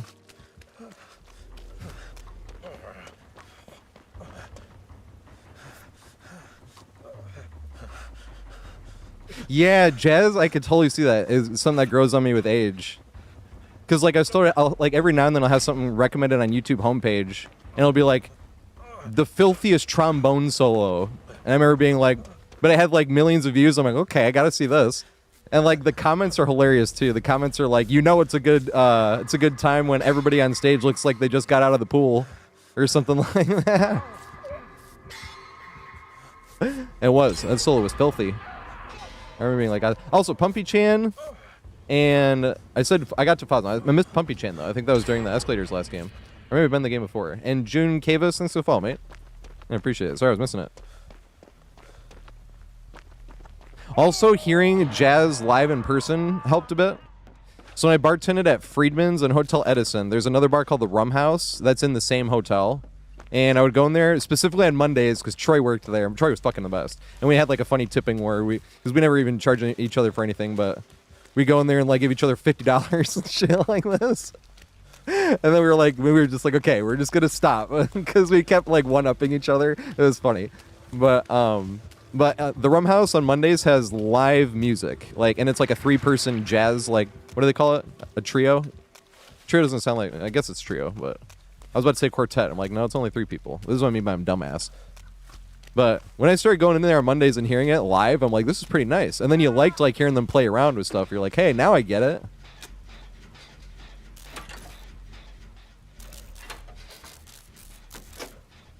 And then you look up and you're like, what are some like most popular jazz pieces? And like Take 5, I remember. And like Take 5, that's a perfect example. And we were just talking about how sometimes stuff can sound a little bit like too experimental. And which is subjective, obviously. But Take 5 is like what I thought of. I was like, this is one of the first like songs I heard that was in 5 out of, and this is another Opeth song, and this is death metal. That was a long one too. This is gonna be all over the place. Got some slow stuff too.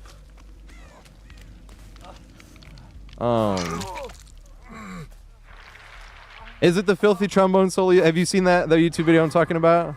If you type that in on YouTube, I'm sure some shit will come up, and it's got like millions of views. And the picture is literally just the guy with the mouthpiece, and he's just like sweating. That's the thumbnail by itself. Oh, Take 5. That's what we're talking about. So Take 5 is a jazz song that like, it was like one of the first songs I heard where it's in the time signatures in 5. Because the rhythm's like and it's like in 5s. And it was the first one I heard where it sounded really natural. I'm like, this actually sounds like, not like it's like we're trying to see if we can get away with doing something in 5s, which is fun too. That's why I was like, you know, it took me until hearing it live to be like, okay, they're like playing around with it. But at the same time, that's my thing with like jazz. I'm still getting more into it, and progressive, still getting into it. Because when they'd be playing around with it, I'm like,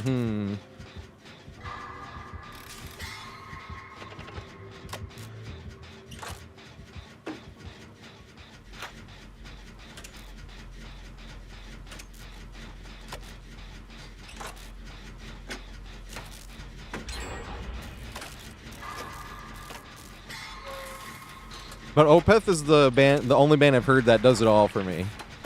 And when it comes to like even death metal and progressive metal. But that's the sad thing. Whenever I tell people like Opeth, like Lamb of God, a lot of people want me to get in the Lamb of God. And I like some Lamb of God. But because death metal. Lamb of God is death metal. And it's the same thing. This is why I give people a warning when Opeth's death metal would come up. I'm like, okay, this is death metal with a lot of growling. Because with death metal, a lot of the death metal that I don't like as much, it is because of the vocals. I'm like, nah. But I love Opeth's growling. Sounds like a fucking monster at the, like a Leviathan monster at the top of a mountain. I don't know how to explain it, you know? Like, there's another band, In Flames. They're a metal band, and same thing. I just didn't like their vocals much. I loved the riffs and everything. Although even non-growling, like Slayer,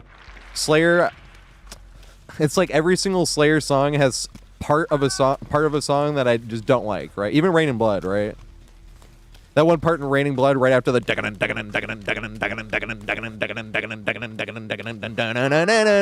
I love that part. I love the part before it too. Love the parts after it too. But then the part that it comes up next where it's literally just my opinion, just sounds like they're trying to play as fast as they can. Although they've kind of even said that themselves, which I think is hilarious. It was really humble in a funny way. But man, this riff is good too. But it always just sounds like they're trying to play as fast as they can. So right after that part, suddenly it's just like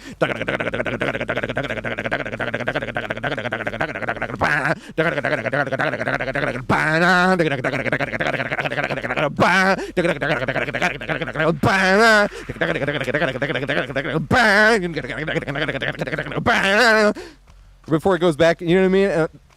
That's what I mean by Slayer. Like, even Rain and Blood, I'm like, and I don't like this part. That's subjective, obviously, but that's just kind of what it sounds like to me. Megadeth is alright for me. With Megadeth, my thing with them is their songs can sound a bit choppy, like transition-wise. Just my opinion, once again. But like, Hanger, what is the song? Hanger 18? Hanger 19? What's the name of that song? Hanger something. It's like a perfect example of that. Oh, they already threw this. This is bad. Why can't I see their aura?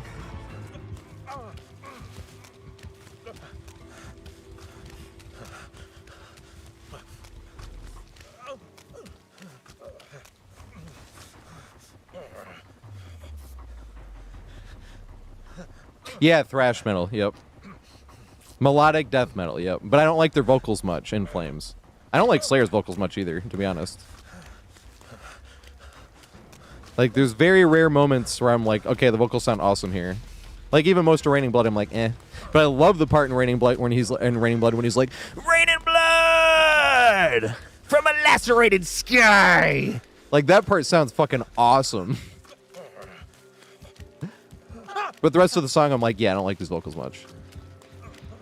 I didn't do anything this game. I am the teammate throwing. I ran around looking for Jen.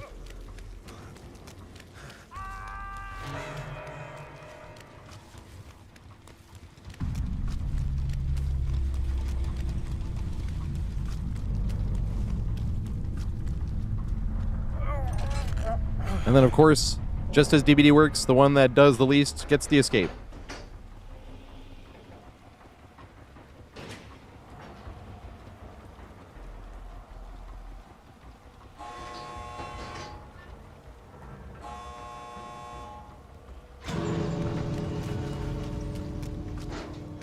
I forgot I need to look for the fucking green tome.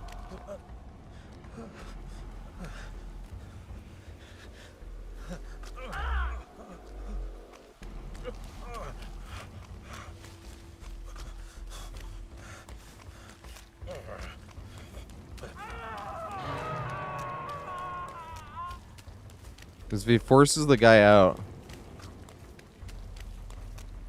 No. Damn it.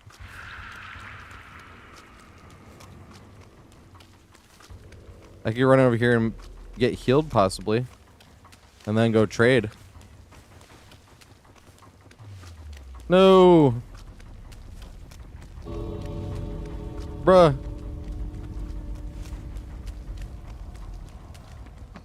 I'll go trade. I don't give a shit.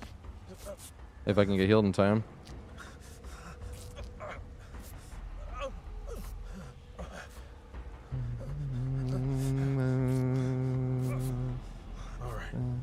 Go on now. I won't make that. We did not have time.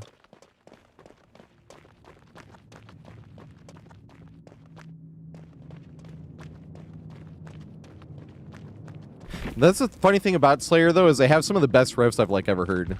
So there'll be a song like Rain and Blood or like Angel of Evil, where it'll have some of like the best metal moments I know in like any song, and then we'll have parts where I'm like, I just don't like this part at all.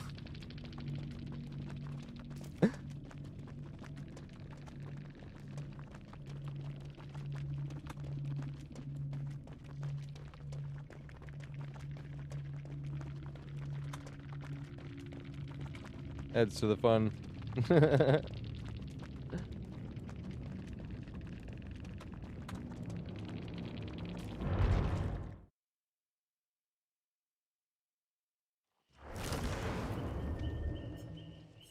Almost 420. Almost. Oh yeah, so Movie Monday, we're going to do Life of Pi this week. That is a beautiful movie. Is this the first movie that we've watched that's, like, not rated R? Now that I think about it. No, Guillermo del Toro's Pinocchio. That's not rated R. Hey, Machine Jugs. Thanks for the follow, mate. Ooh, Ace. Let's go. GG from Ace. And thanks for the 10 stream streak, Venoms. Appreciate it, mate. I wish we could up the channel points people got when the streak got higher like that. I think it's like the same as like 7 or something, or 5. I think there's 3 is like 350, and then 5 and up is only 450. I have not found a way to be able to change that yet.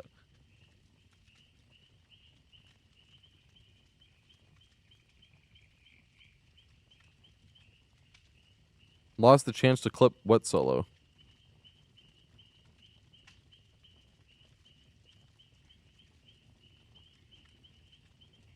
Hey, Buckethead. I remember this being one of the first songs that had any type of jazz in it that made me be like, huh, I see it now. The song's got a lot to it. It's not metal, though. Oh, did I pick Ace? I did pick Ace, right?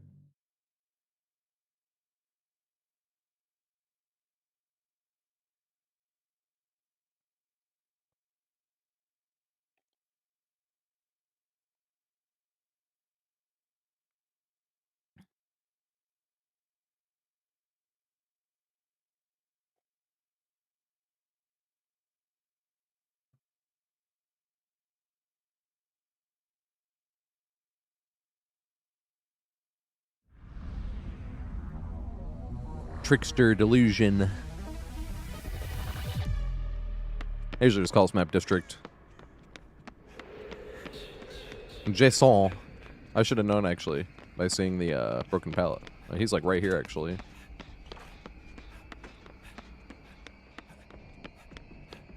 I walk faster with this? Yes, I do. No, I don't. Yes, you do, right? Am I walking faster than normal?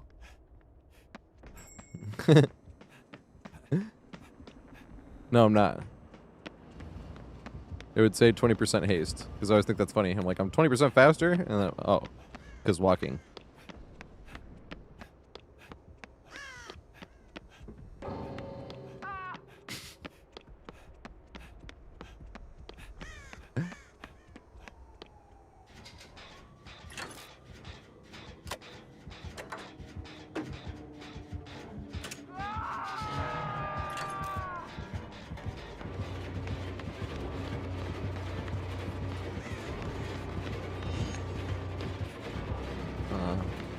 Might as well just eat it.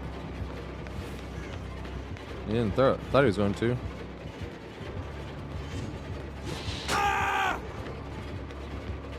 Which window we got? We got the far one.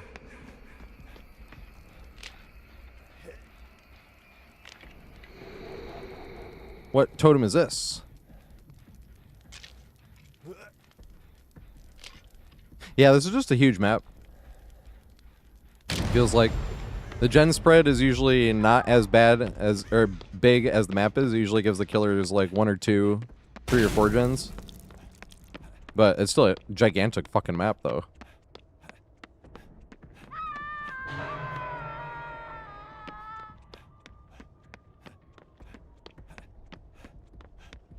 They nerfed Greed Street. They took a pallet away. You only get 1 now, I believe. If you even get 1, because sometimes I don't get any. Yeah, we did get 1, okay.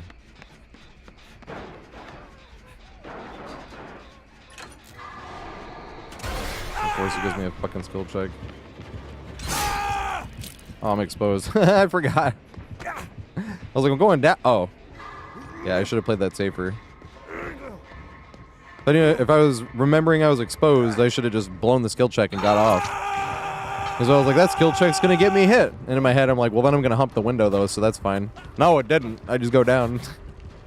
I should have just blown the skill check and got off.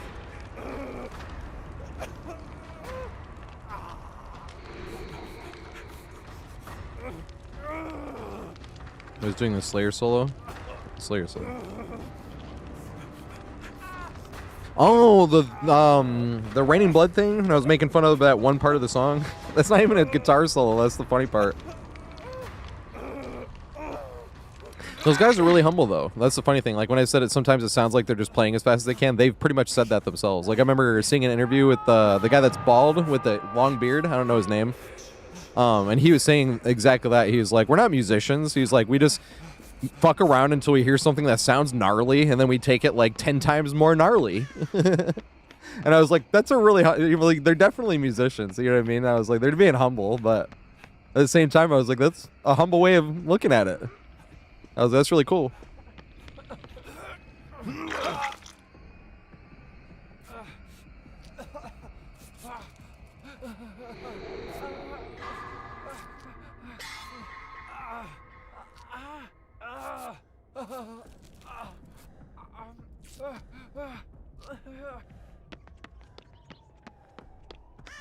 Boom, boom, boom, boom. This is the song that I like. This song is like the reason I still have Apple Music instead of having. Well, I like the. To be fair, I would probably still have Apple Music anyway over Spotify because I do like Apple's sound quality more. But the funny thing is, this song is no longer available on Apple Music. But back before it was Apple Music, it was iTunes where you could buy songs. And my mom let me buy this song when I was like 16 or 17 and playing Guitar Hero. That's how I got into Buckethead. And this is like one of my favorite songs. So I was like, can I buy this? Because it gets really high quality when you would buy it on iTunes. And because I have purchased this song, they can't take it away. So I remember like when I was trying to set it up, I had to log in. And until I had logged in, it wouldn't let me play the song. And then like I had logged in and then authorized it as the thingy. Because I had to redo that. Just this song. And I just thought it was hilarious. That Apple is like, nope, we can't sell this. And it's like, you're going to play it for me. That's why it's like hard for me not to have Apple Music. It feels like I can give them the finger in a certain way.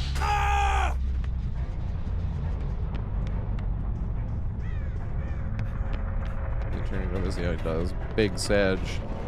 I could have just went to the long one.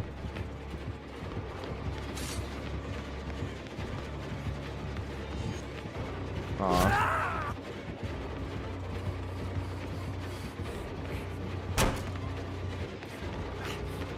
Do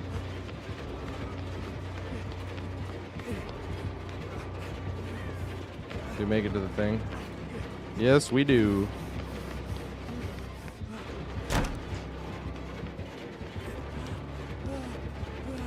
Oh, building is kind of boring. I want to see if we can find something more fun. We got a shop window, right? Yes, we did.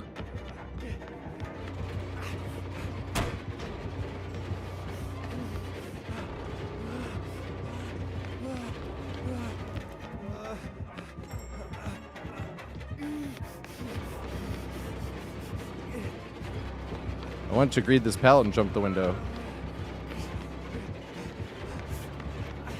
Just like that. And read it again. No, he left. I love this shop. Shop is underrated. That's why I wanted to have more fun in this shop than the other one.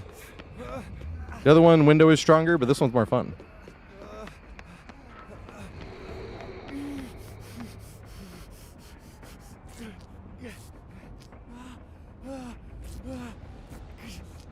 Oh, I'm realistic. That one of those reasons why is one of the reasons I like the movie Amadeus so much. Like whenever somebody says I'm like the GOAT or I'm this or that, I'm like there are running vaults, and this is not even like super hard, but there's running vaults in this game that I literally celebrate just when I hit, even if I get hit by the killer, like that one on Pale Rose. And the reason I'm bringing up Amadeus that way is whenever I bring this up, I'm like, there's kids out there that can hit that running vault looking backwards at the killer while hitting that insanely hard running vault. Or what I think of as insanely hard. There's not much hard in Survivor. There's only a few hard running vaults in the game, but that one's really fucking hard. Especially because you actually should have to be looking backwards at the killer. But that's why I like the movie like Amadeus, because Amadeus is about a movie that's difference between mediocre and pure actual genius. Because Salieri is the one that's worked his whole life on music and this and that, but he can't make any type of music like Mozart makes, and Mozart does it like in a blink of an eye while he's like drunk, you know?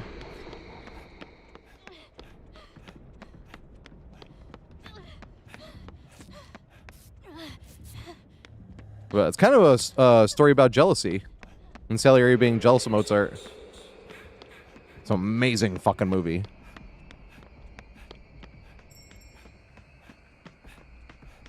That is tied for my favorite. That one and Grand Budapest Hotel.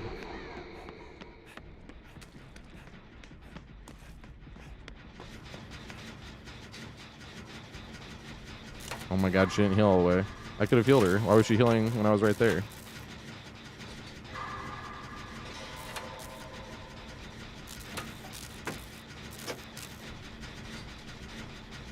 Yeah, proof of purchase. Have to log in again every time.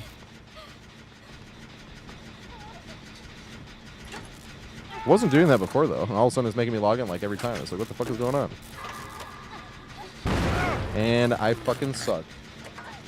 Jason's gonna make it here because I fucking suck.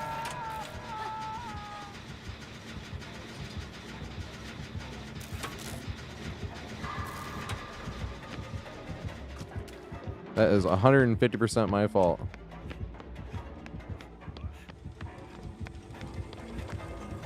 Come this way and hit me. I'm gonna take him this way now.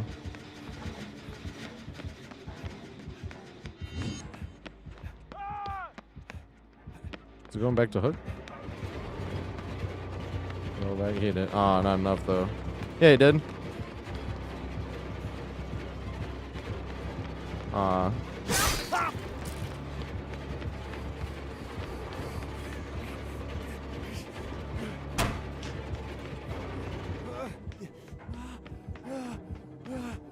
want to run something more interesting. Oh my god, and they're right there.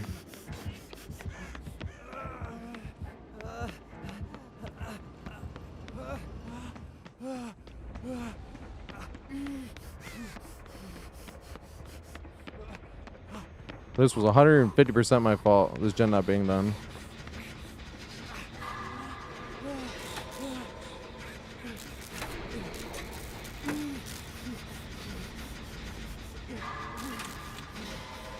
Because I wanted to hit a great skill check and through the whole fucking match. Because I got practice on the other gen, we could have done that one. And literally, me missing that skill check might have gotten everybody else killed. That's what I mean by suck to suck, doesn't it?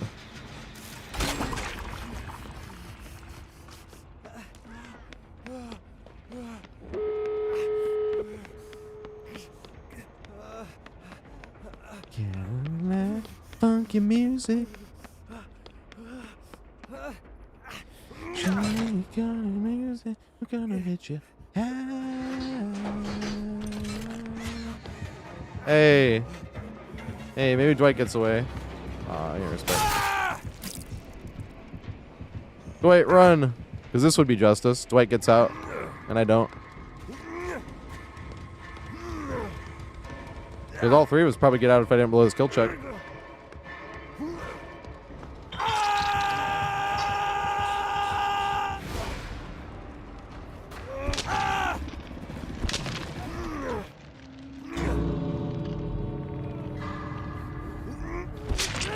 I miss him on purpose so if they see him. It's like, no, I'm missing him. Just leave me.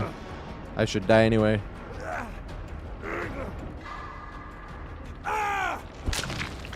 The first skill check counted as a missed skill check. That's funny. It's funny also how abandoning there is faster. Because you don't have to go through the animation. As long as you're not the obsession. If you're the obsession, once you die, you get 1,000 blood points. So it's worth it to stay. But you don't get any extra blood points, unfortunately. Once the wiggle phase has stopped and you're in the actually dying animation, then might as well just abandon. Bring some cakes. I'm going to play like a dumbass.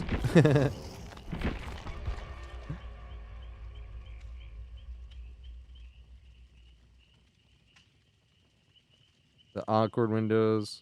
Yeah, that running ball. I've never hit that one either. I have hit it once, but I got hit by the killer, so I had a sprint burst, and I think that assisted in me getting it.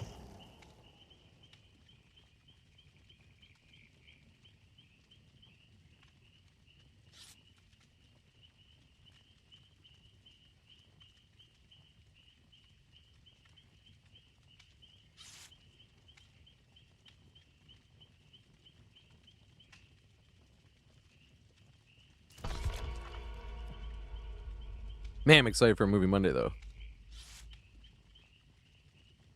Oh, so I combined a Nintendo Switch account and got Epic Games and Microsoft Store, stuff like that. And then it was like 107 million blood points together, and then got them to P100 while the anniversary was going on.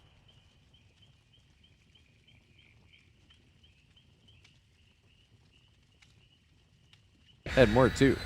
Got like another 1,800 on 6 other survivors between him and Arella, and then Arella's got like another 600.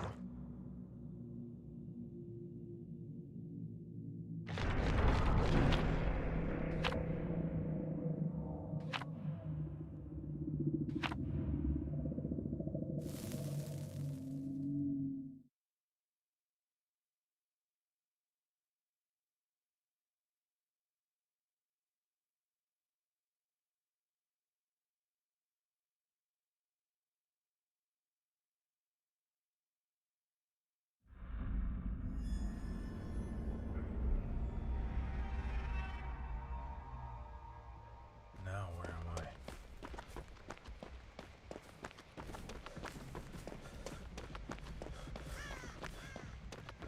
Hump the main.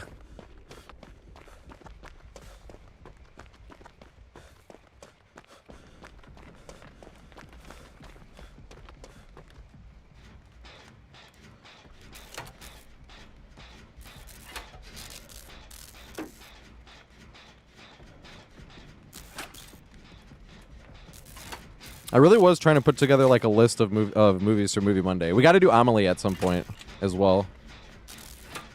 Maybe we could do like Amelie after American Beauty. We got to do Sunset Boulevard. Maybe we could do that one after Amelie. Oh.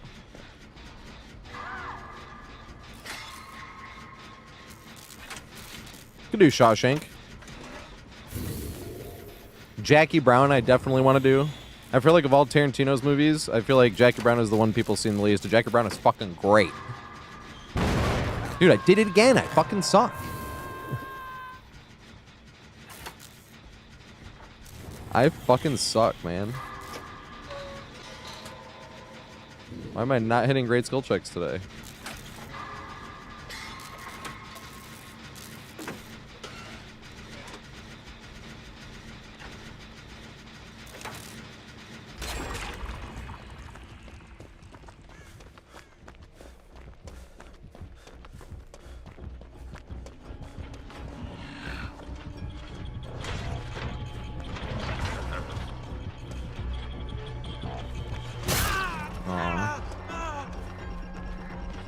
He did respect it enough. Let's go. Oh, yeah. Oh, yeah.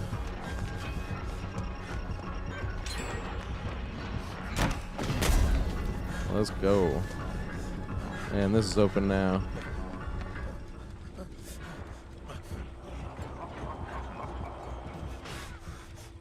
Hey, Barbara Streisand. What's the name of this song? Oh, I didn't know he didn't write it. Didn't write Jackie Brown.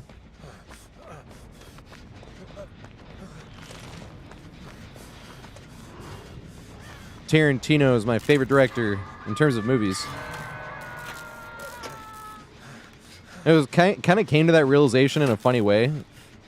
The reason I realized that he was my favorite was because I couldn't pick a favorite movie of his. Every time I watch one of his movies, I'm like, this is my favorite Tarantino movie. And then I watch another one, I'm like, this one's my favorite Tarantino movie. And I watch another one, I'm like, no, this one is my favorite Tarantino movie. I'm not going to be able to get them off. Okay. They missed the last skill check. I can relate to that, to be fair. That is unfortunate, because Rebecca just sacrificed herself trying to get her, and she missed the last skill check.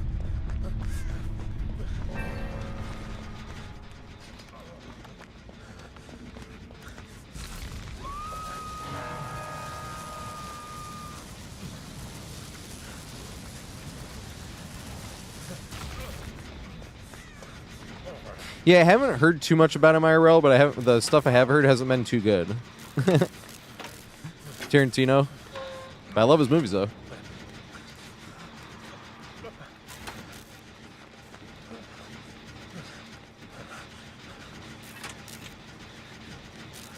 But before Tarantino, Scorsese was my favorite. And right now it's Tarantino. But there's like directors I haven't even seen a single movie from. What's the guy that did Eraserhead? And Twin Peaks? Like David Lynch, I think? Or is that David Fincher? I think it's David Lynch, because Fincher made Fight Club, right? David Lynch. Yeah, I haven't seen a single movie from him. And they're like, most of them aren't streaming, at least not streaming on places I have, which is Netflix and Disney Plus.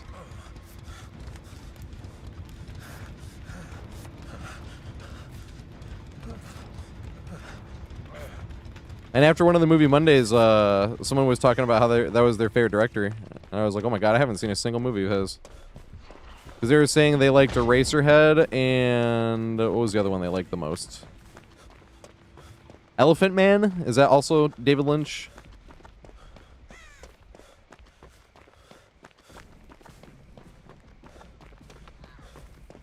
And has David Lynch died recently, actually? Because I think I saw him in a movie, but he didn't direct it. He was playing another director. It was a Spielberg movie called The Fableman. He like played John Ford at the end of the movie.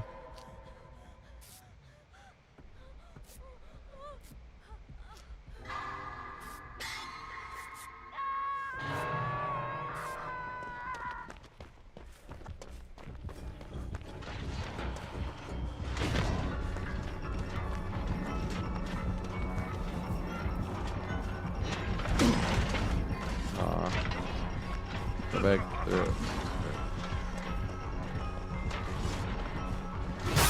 Damn it. Medium vol because I fucking suck. Uh-oh. I should have juked again. I should have been pulling the thing out. I tried to use the wall hacks to our advantage, but it didn't work. Should have been pulling it out.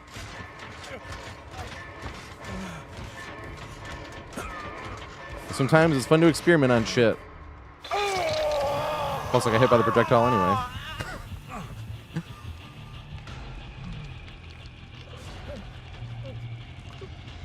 True Romance? I don't know True Romance.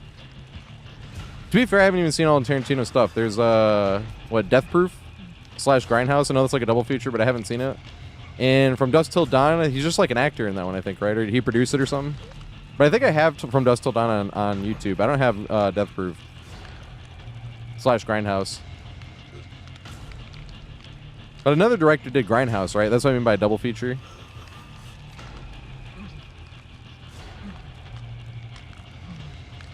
Yeah, last year he passed away. Yeah, it's funny because something that David Lynch said in that movie, The Fableman, I think about ever since whenever I'm watching a movie and I see a shot that has a horizon, or has the horizon in the camera shot.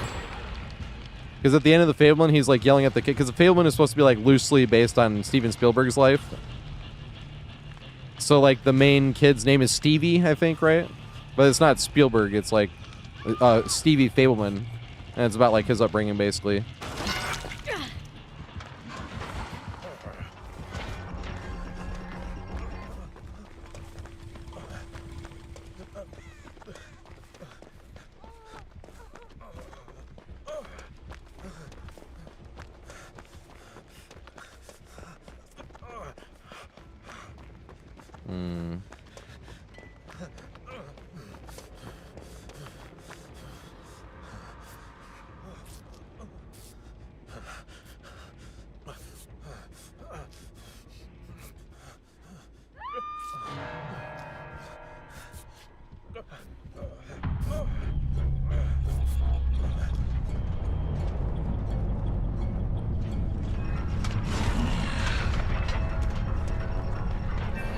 No.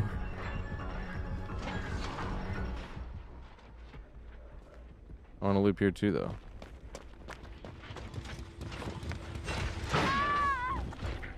Did she throw the pallet already?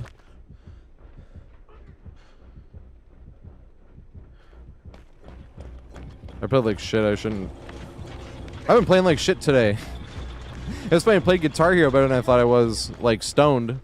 Then we would jump on DVD and then suck ass.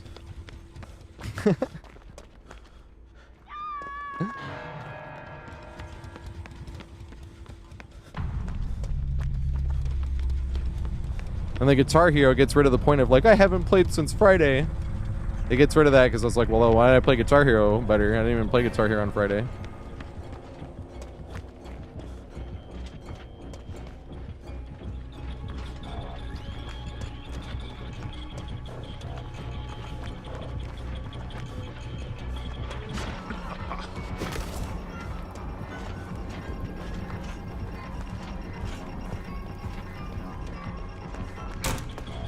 Oh, we have a fucking fast vaulting perk, lol.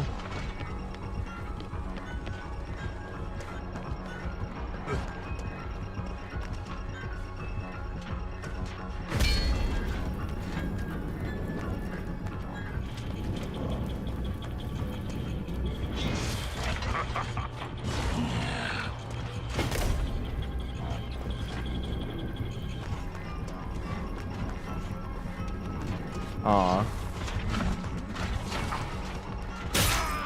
He didn't respect it. I don't think I gained enough distance, actually. You have to respect this one. He did! Let's go! Yes!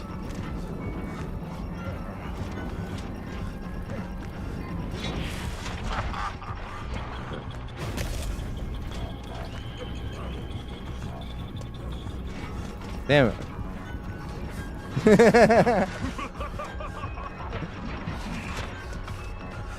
You make it? Yes! Do you make it again, though? I don't think so, because he gets the haste from it, I think. Yes!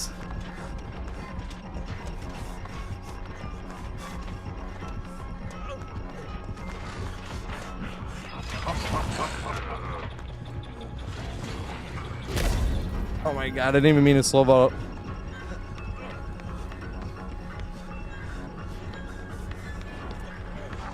Oh my god. You have to respect it again.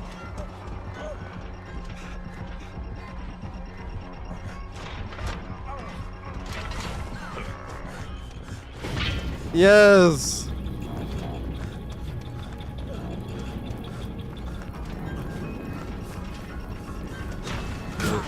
Yes!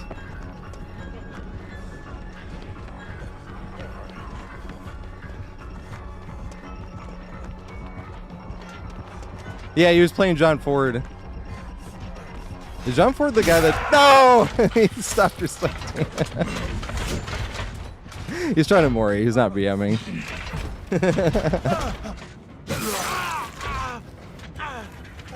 See, it's fun because in Chaos Shuffle, I'm not too worried about, like, MMR. But what we used to do before MMR was a thing, the matchmaking was banked on your, like, rank, like Iridescent 1, right? But you could also D-pip and D-rank. So if you're Iridescent 1 and you had a really bad game, you would go down to Iridescent 2. That's how matchmaking used to work. But the thing was like, you could wait around and, like, not give a shit because it wasn't matchmaking based off of, like, whether you escaped or not, you know? So you could wait around and do, like, this, exactly that, instead of going to look for Hatch, you'd just be like, ah, fuck it, let's just do this. Now, Hatch doesn't affect MMR anyway. At the same time, you don't lose MMR if you get Hatch. But in Chaos Shuffle, I'm like, ah, fuck it. Because from what I understand, there's, like, basically no MMR in Chaos Shuffle anyway. That's why it's all over the place. But that's why it's fun to be like, hey, let's get some extra practice in here, because I've been playing like ass today. Let's try to fix this now. You know? Okay, nice. I was like, what time is it? Okay, nice.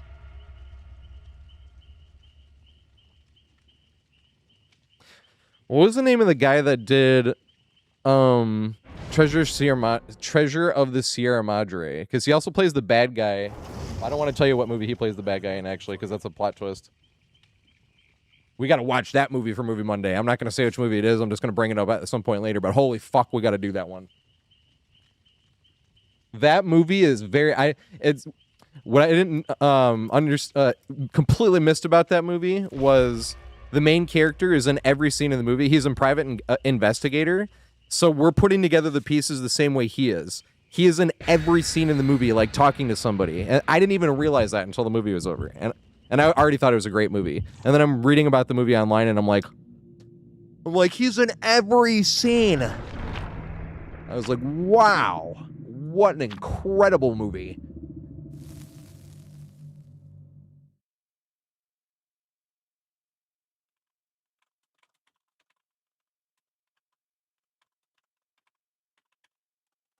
John Huston, that's who directed that. He also did like the Maltese Falcon or something, right?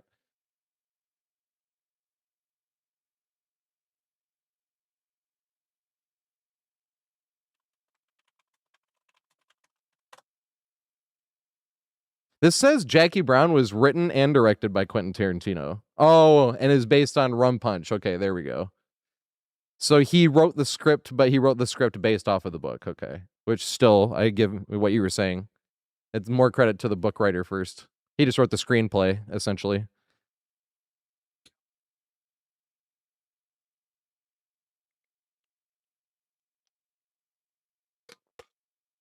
That'd be like saying Peter Jackson wrote Lord of the Rings movies.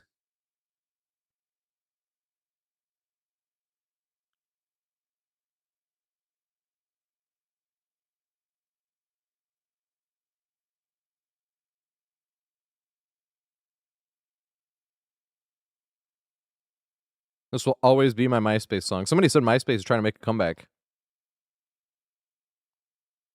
But this was my MySpace song.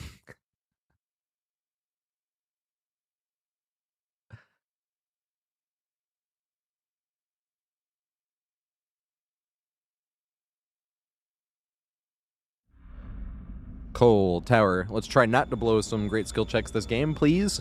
And thank you. Excuse me.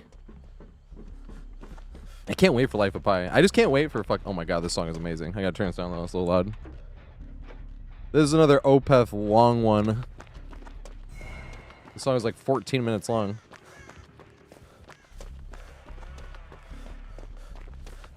And all over the place genre-wise. There is death metal in this song, obviously. But the death metal's not anywhere near the best part of the song. But it does add to the development. It's just the end of this song. I've never heard another song like how this song ends. But this song is also the end to a whole album. And it sounds like it in the best way.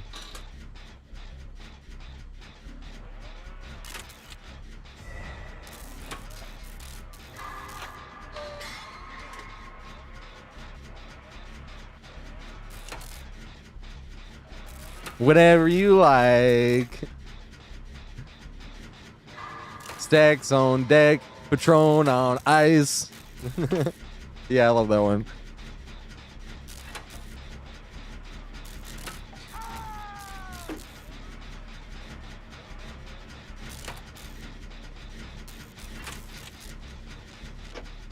It's funny, like, it's one of the things you just come to find out naturally, but you're like, apparently I like the ATL rap scene because love T.I., love Luda, and Outkast is my favorite. I'm like, I guess I just like ATL rap.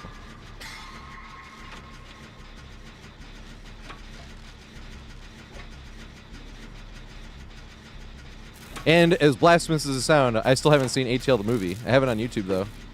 Haven't gotten a chance to watch it yet.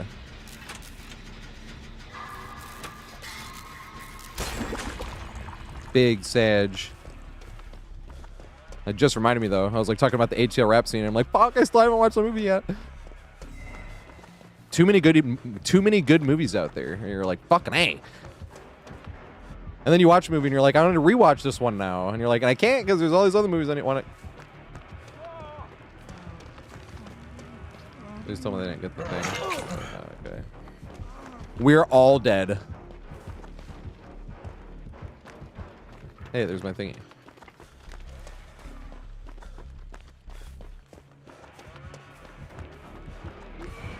Well, I'm going down. No, I'm not. Let's go. I just want my green tome that was over there.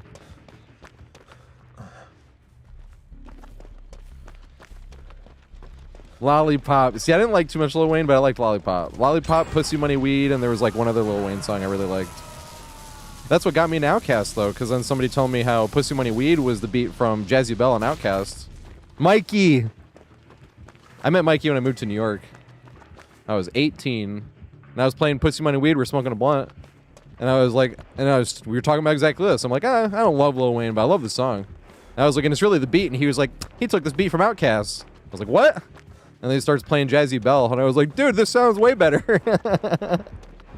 Which is subjective, obviously, but... that is how I got an Outkast. Same with Tupac, though, in Drive Slow. Because Drive Slow is a song by Kanye. And same thing. It wasn't him, though. But it's a very similar scenario. We're sitting there listening to Drive Slow. And I like Kanye, I'd say, more, or music-wise, more than Lil Wayne. Music-wise. More than Lil Wayne. But... and we were talking about the same thing. I was like, my friends think Kanye is like one of the greatest of all time, and I'm like, yeah, he's pretty good. But then, and then I brought up that I was like, I like Drive Slow a lot. That was probably my favorite Kanye song. And then they were like, he took this from Tupac. What's the name of that Tupac song?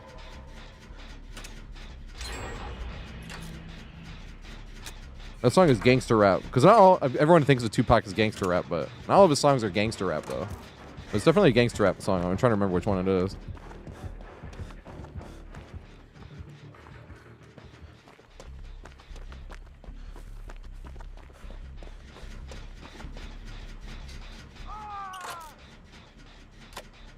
Holy fuck, Jens went fast this game.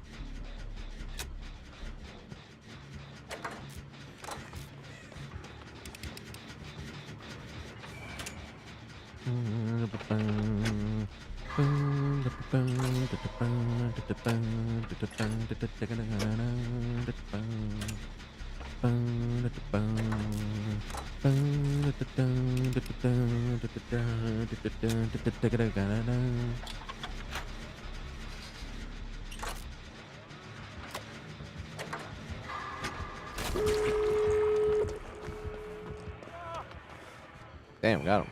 Good shit.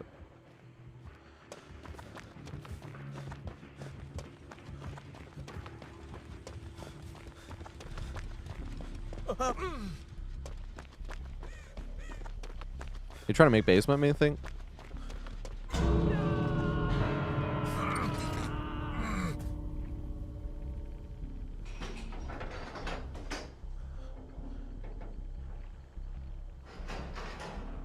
Yeah, this song turns into like a different song in a little bit, and then there's like no more death metal.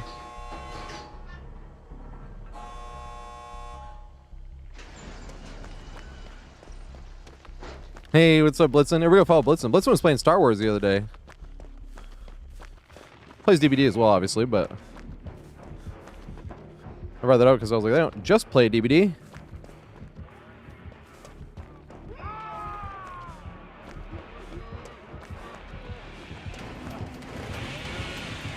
Two for one.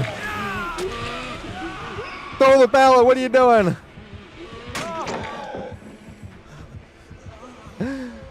Oh my god.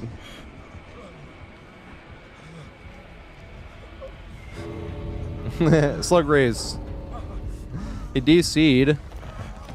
Why did DC? Remember I said that I'm the obsession?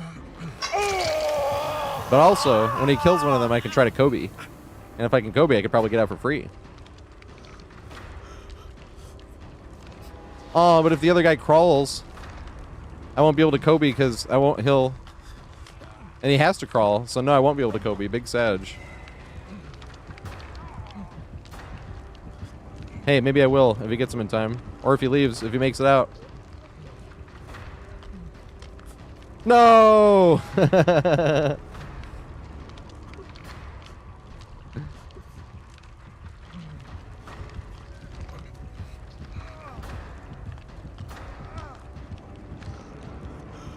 don't think I'm gonna have time to be able to Kobe once.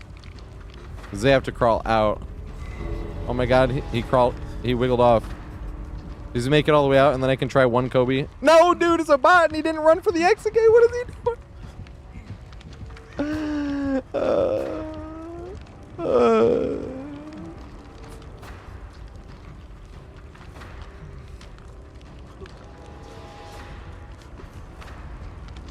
And the bot is not running out because I could have Kobe'd if the bot ran out. Oh my god. You just need to give me that. Bruh. But then bots open the door and fucking leave when the killer is nowhere near them. Killer directly by them runs away from the exit gate after wiggling off. Bruh. I'm salty. Where's my bib and my pacifier?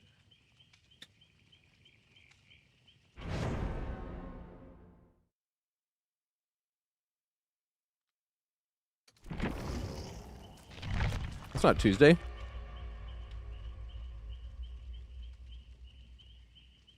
Oh my god, this song. Both bots, right? Literally both bots could have made it out. I just wanted one of them to make it out so I could at least try one Kobe. Because that would have been hilarious to Kobe and make it out. Perfectly blind killer because it was insta-blinds. I didn't play back then, I don't think. And if I did, because I played in 2018, but very, very sporadically from 2018 and 2019.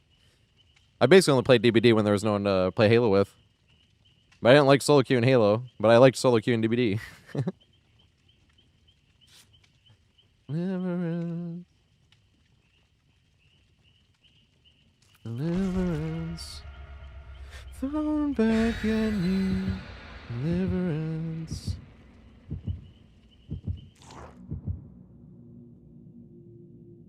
Laughing at me.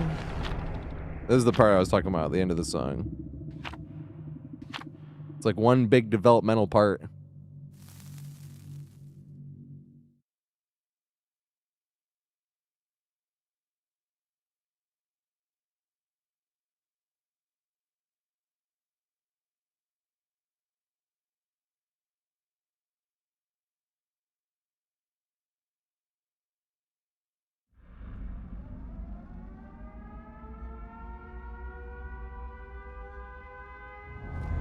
This is all wrong.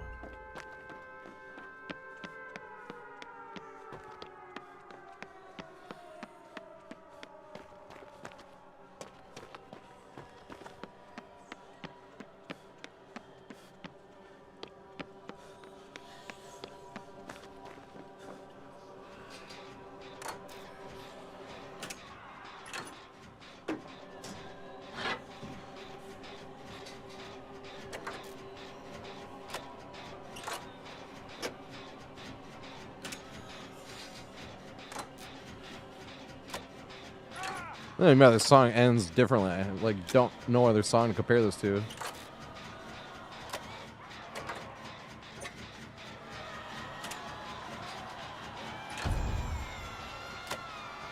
Hey, is that one add-on where you're exposed for the last whatever seconds of Nightfall?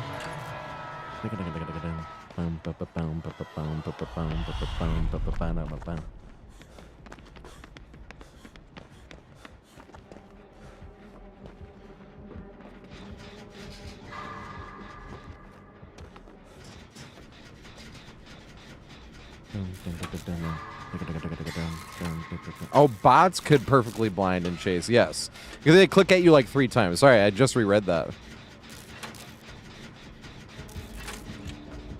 Because they'd like click, click, click. It wouldn't be like a constant beam.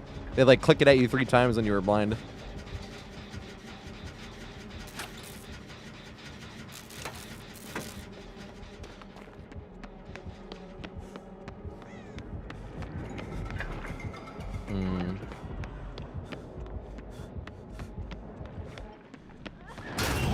Oh god.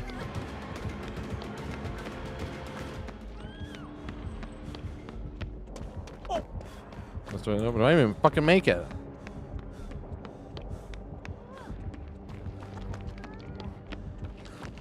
Oh my god, thank fuck. Run, bruh. Alright, I could go in there and loot, but it's already too close to everything. I gotta take a hit and make it as far as possible.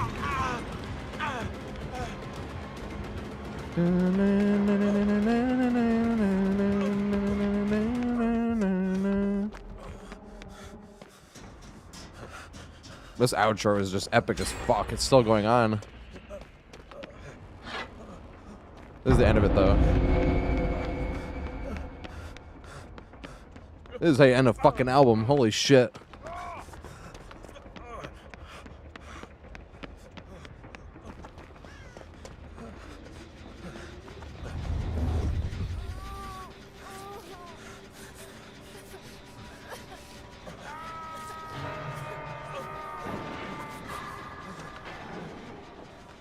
Damn, I should have not used the med kit. But hindsight is 2020.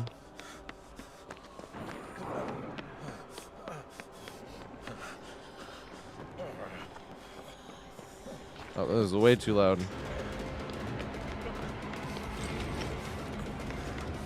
Gonna make this. It's gonna be close. Yes, we do.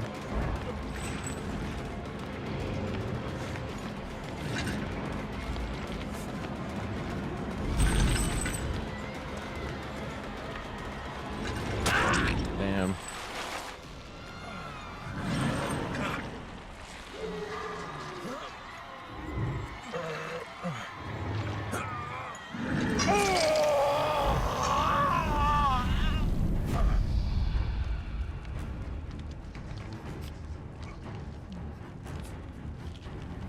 Fuck, it's still bothering me. What's the song that sounds like Drive Slow?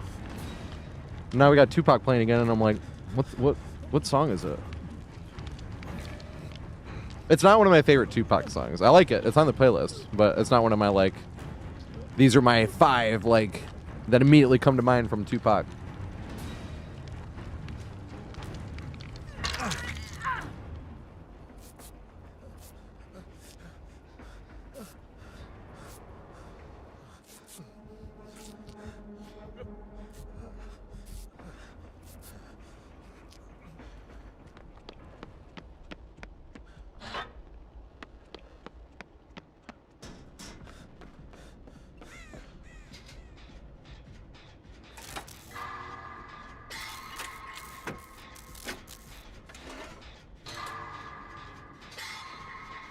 But I was talking about movies, but we are doing Life of Pi tonight.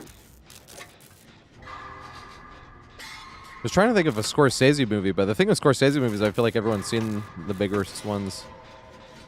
We talked about that. I was like, if for somehow people haven't seen Goodfellas, we have to watch Goodfellas.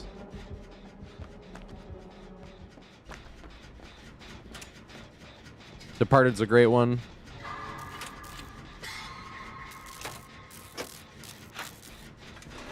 I actually really love The Irishman, too. That's like at the top of my Scorsese list.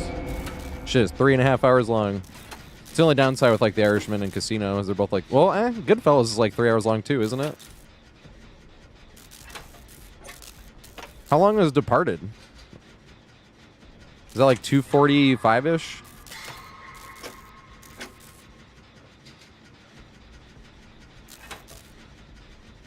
We could do Departed, and then we could do LA Confidential.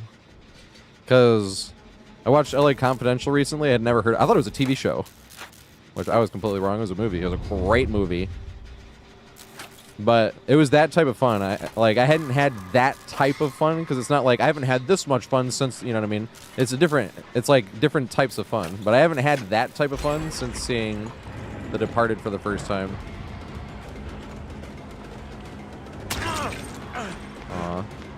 Oh fuck. They're in the mid. I swear they made this darker. I can't see shit.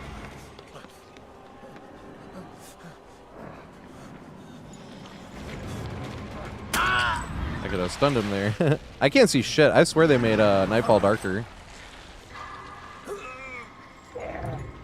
LA Law. You're right. That's probably what I was. Because, like, it was on sale on YouTube for, like, $3. And I look it up, and I'm like, LA Confidential. I'm like, huh, okay. Because it said Guy Pearce. And I had seen Guy Pearce in Memento, which I need to rewatch. I only saw it once, and I was like, I need to watch the movie, like, twice in a row to, like, get all the details and shit. And I saw him in The Brutalist recently. So I was like, hey, Guy Pearce movie, let's go. And then I look it up on Rotten Tomatoes, and it has, like, 90%. And I'm like... And I look and it's like not streaming anywhere either. I'm like, okay, hell yeah, I'm buying this movie. And then I watch it and the movie was fucking amazing. That's what I mean. I'm comparing it to Departed, which is a fucking amazing movie. See, John, were you there last week when we watched Fargo? Would you, if you were, would you call that a comedy? Because I would not call that a comedy. It's hilarious. Like, there's a lot of funny shit in Fargo, but I wouldn't call it a comedy, though. Like, the same with, like, Departed. Like, Departed, I think, is hilarious, but I wouldn't call it a comedy. I don't think people call Departed a comedy, to be fair, but I think it's just as funny as, like, Fargo. It might even be funnier than Fargo, to be completely honest. I love this song. This is a song that grew on me over the years. This is, like, up there with my favorite Kid Cudi songs now. Yeah, dramedy for sure.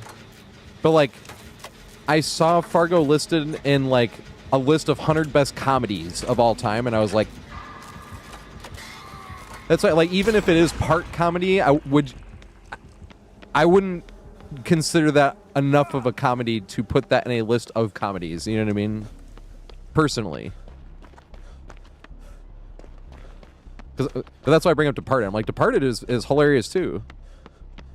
Like, the rewatch value, I mean, Departed, you can rewatch it anyway. It's a great movie, but, like, it's like an S-tier rewatch value just because it's so funny. That movie's hilarious.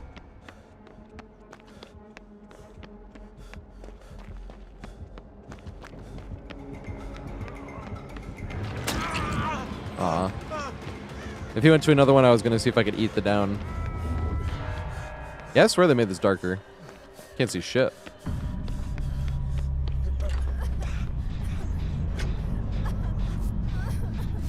Would you like to know why?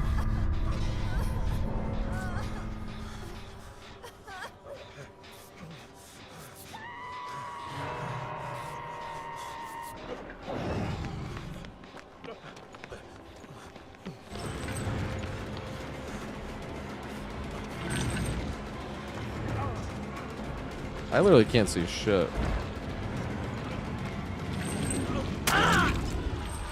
He wasn't bluffing that time.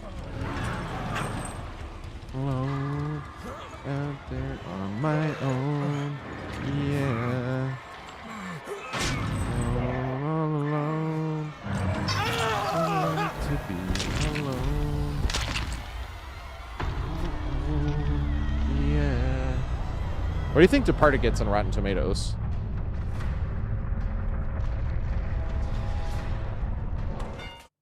You guys use Rotten Tomatoes looking at movies? I always use it. And then after I've seen the movie, then I like to look up Roger Ebert's review. I agree with him on not everything, but most stuff, specifically for movies. Well, that's all he talks about. He's not alive anymore, unfortunately. So it's like, you'll see a movie and it's like, was he still alive when this movie came out? And did he review it, you know? It's funny stuff like that. Plus, I really respect somebody that can admit they're wrong. Especially if it's like someone who was giving their opinion as their job, you know what I mean? And then still to come out years later and be like, yeah, I was wrong. Like, I remember Groundhog Day. If you look at his actual review of Groundhog Day, he only gave it like 3 stars or something, maybe even 2.5, and it's like, that movie's fucking amazing. And it was just subjective, obviously, but Groundhog... Yeah, Departed gets 91 and 94. Yeah, look at this shit. Oh, yeah. But LA Confidential. So I like about Rotten Tomatoes specifically is that you get 2 different reviews. The one on the left is the critics' reviews, like registered professional critic type thing. You know what I mean? Like, that's their score, so they gave it 99, but the audience also gave it 94. So, like, there'll be movies that are cheap, and the critics only give it, like, 40, and it's a comedy, and the audience gives it, like, 80-something, and I'm like, okay, so the critics are like, this is technically not a good movie, even though it's funny, so they give it, like, a bad score. But if the audience loves it, I'm like, okay, so it's hilarious, and I'm gonna like it, you know? But shit like that happens. No, I go to LA Confidential, or I go to Rotten Tomatoes all the time, looking at movies. What do they say about it? And then, especially when I haven't seen it, or if I have, obviously. But Roger Ebert, like, before we end the stream, I am gonna, because usually for Movie Mondays, we go over some of the reviews for the movie we're about to watch, because I'm like, this is why I think this movie is great, without spoiling it. And I do want to read part, and we've been doing this too with Roger Ebert, like, read part of his reviews, which I do want to do for A Life of Pi. Because Life of Pi, if you were here for Pan's Labyrinth, anyone was here for Pan's Labyrinth, you know that movie was kind of like a, it's up to you what you want to decide. Like, Life of Pi is also like that. And I remember specifically Roger Ebert getting a little sassy at the very end of his review of Life of Pi, and he was like, the what actually happened in the story is up to the viewer to decide, and I have decided that it's one of the best movies of the year. And I was like, that's a really funny, sassy way to like be like, well, I think. But I really like Roger Ebert. Yeah, and I have decided. It was such a sassy way of saying it, even though he was giving praise still. It was fucking hilarious. It is a deeper movie, though. That's why we got to talk about it before. It does deal with religion, multiple religions, and like the belief in God. That's sort of what the movie's about. But it's not... Same thing. I wouldn't call that a religious movie, though. It's talking about like what's the first religion he comes across? I think the first religion was Hindu, maybe, because he says something about we get to feel guilty in front of hundreds of gods instead of just one, or something like that. But then he talks about how he came across Christianity, because somebody when he was a kid dared him to go into church and drink the holy water, which he does. And then the pastor like comes and brings him water. I noticed you were thirsty. So then he starts asking the pastor about like, what, what about this and that? And the pastor's talking. So then all of a sudden he's interested in Christianity. This is just all the beginning of the movie. This has nothing to do with actually what happens. That's why I'm like, this is a great movie. This is all like in the first 20 minutes. And then he comes across Islam, and he's like, and then I came across he says, God presented himself to me under another name, and this time it was Allah. And this is what I mean by it definitely talks about religion and the belief in God a lot. And the end, like religion, like that's the point of the movie. The end, like religion, is up for you to decide, right? What you believe, essentially. And that's what Ebert was saying. And I've decided that it's one of the best movies all year. That was a good shit, Ebert. That was hilarious. So if anybody remembers seeing like VHSs when you were a kid or DVDs, there used to be like on the critic it would be like these two guys. It would be Ebert and Siskel, or first it was Ebert and Roper, I think, and then Roper passed away, and then it was Ebert and Siskel, and then Ebert passed away. I don't know if Siskel's still alive actually, but there used to be like a 2 thumbs up thing you'd see like on the VHS. It'd be like Ebert and Siskel 2 thumbs up. There was a thumb up from each one of them, and that's how I found out about him, obviously. So when I got older, I was like, all of a sudden, I'm like, hey, because of the internet, you're like, hey, can I read like Roger Ebert's reviews after like, and like, you can, there it is. So usually I just type in like on Google whatever movie, like Life of Pi, Roger Ebert. The thing is he still has a movie critic website, so people are still doing reviews under his website because it's rogerebert.com, but he's not alive anymore, so you have to check with like newer movies. Now they still give great insight, but I'm like, oh, it's not Ebert though.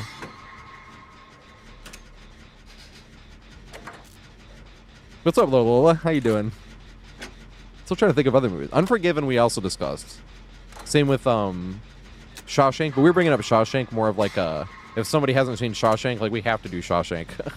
That movie's fucking incredible.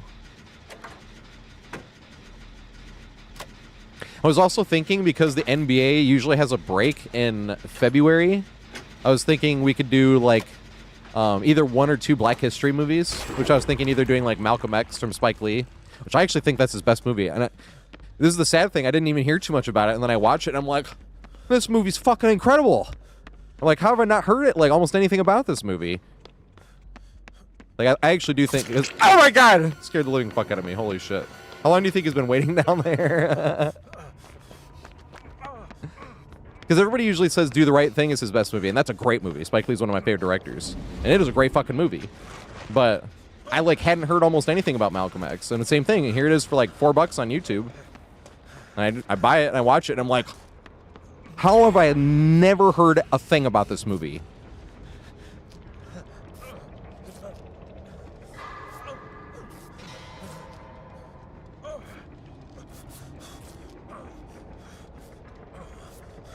Especially by who it was funded by. It was funded by people like Oprah and Prince. Because, like, it was in a very expensive movie and they needed funding. And I'm like, bruh, it wasn't even like this huge movie studio. Like they had to do it on their own, and it's just like, bruh, how did I not hear about this at all? Like I heard of the movie, but I'd never heard anything really about it. I just heard it was good. And I'm watching, I'm like, dude, I really think this is Spike's best movie, which is saying something. Spike's a great director. I haven't seen Crooklyn. God damn it. I haven't seen all his movies. I haven't even seen all Tarantino's movies, and he's my favorite director.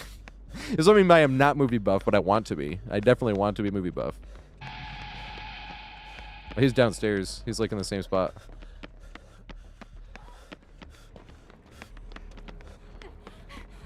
We're all standing here.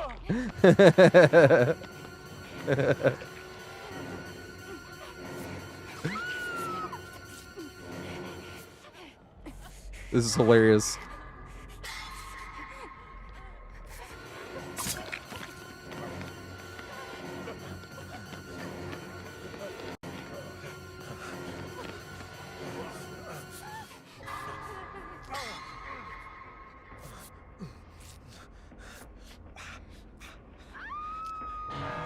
The cool thing about watching Malcolm X as well, I had already seen School Days before that, and Spike Lee had like a big dance scene in School Days that was great, and Malcolm X had a big dance scene too, and I was just like, hey, he is still doing it. He's still heading. Ah, there he is. Hey. Just come down here and get me. I need to see Crooklyn though. This is why I like buying movies on YouTube too, because by the time you get to see Crooklyn, it's not on Netflix anymore or wherever it was. So I'm always, not always, it's like 2 or 3 times a month I go on YouTube and look up movies. What's $5 or less? And then I find out about movies I'd never even heard of before. And I'm like, how in the fuck?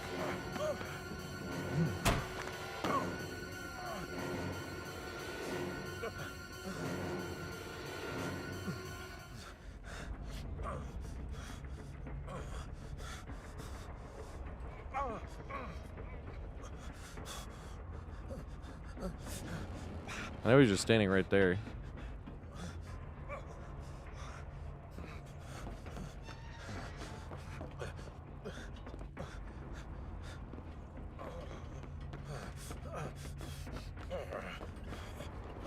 It's on for a second. I can't go out though. The second I walk out, he's down me. I guess I can. He left for a second. He ain't going down me though. Stephen King, watch stuff like The Shining. Well, to be fair, I've been not only trying to keep it 10 out of 10 type movies for Movie Mondays. Usually at the end, I've been asking if people have seen this or that movie. That's why we ended up watching Fargo, because we were talking about No Country for Old Men, and people were talking about the Coen Brothers' best movie, or best movies, and I actually do think Fargo is their best movie. And but everybody there that night had seen, or at least most people there that night had seen No Country for Old Men, but nobody there had seen Fargo that night. And it was like, okay, we're doing Fargo. I love the Coen Brothers too. True Grit. Oh my God! True Grit as well. And Inside Llewyn Davis. I feel like that's the most underrated movie. I feel like almost no one's seen that movie. And the movie's beautiful. Depressing, but also beautiful. That was the first movie I ever saw Oscar Isaac in as well.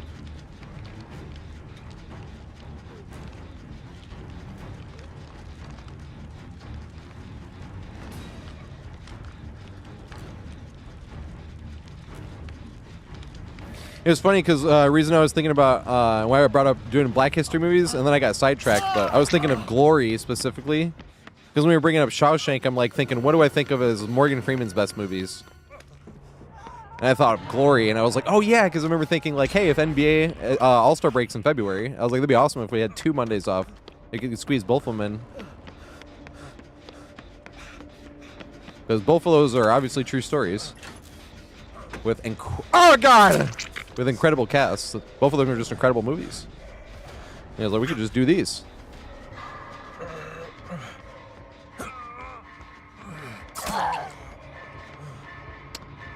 trying to think. Are there other movies? At least I don't know if I've seen another movie that has both Morgan Freeman and Denzel Washington. Glory does, obviously. That's why I'm thinking of it. But I'm like, huh.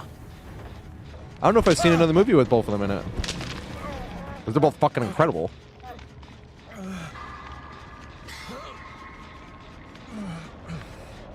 Because I know Andy Dufresne is technically like the main character of Shawshank, but Morgan Freeman's still the first person I think of when I think of Shawshank. But Glory, I think of Morgan Freeman and Denzel. Which is funny, because isn't technically the main character in Glory Matthew Broderick, right? But I don't think of him first.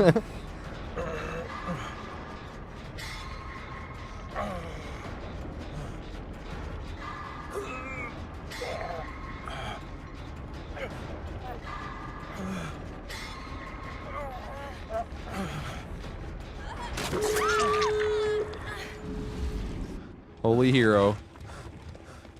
Can't believe they actually got him done. Goddamn. Myers was playing, like, nice then. He was just literally going for some fun jump scares. Because he wasn't, like, just circling the gens off over and over. I mean, he was going for jump scares on the gen, but it was because nobody else was coming down, you know?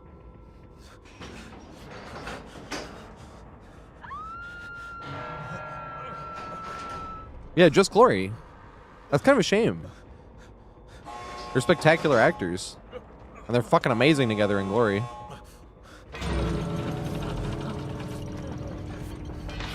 Isn't Glory, now that I think about it, used as like that poster child example of what they call a OPT in acting? The OPT is the one perfect tear. I'm pretty sure Denzel in that movie is like literally the poster child example. Like if you Google like one perfect tear, I'm pretty sure they bring up that example from Glory.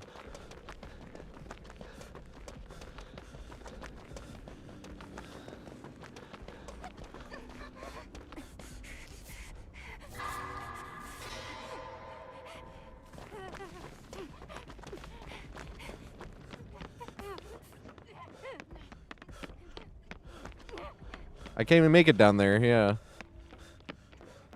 She was right. I should have just gone down.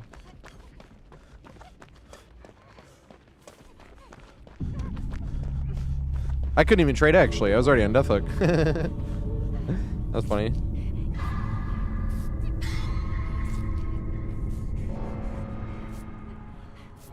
Yeah, 1 second. I'll Google this. I'm almost sure. Because I remember somebody bringing this up to me and me being like, I didn't know that was like an actual term, like OPT. I had to Google it. And it was one perfect tear. And I was like, but I remember the example, I think, was Denzel and Glory. And I was like, it's a great movie, though. Good shit.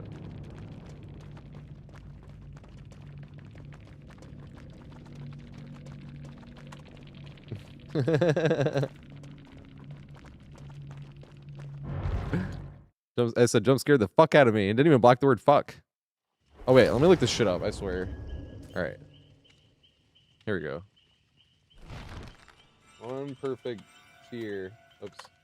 Teat. Single perfect tear? I thought it was one. Yeah, one perfect tear. Oh, this is from Supernatural. But I swear I saw this somewhere and it was bringing up a single man tear. So this must have been a thing, because this was a long time ago when I looked this up. I didn't know this became a meme.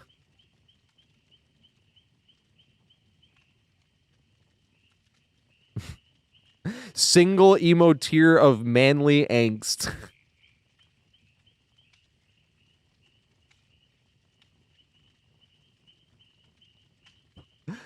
Oh my god.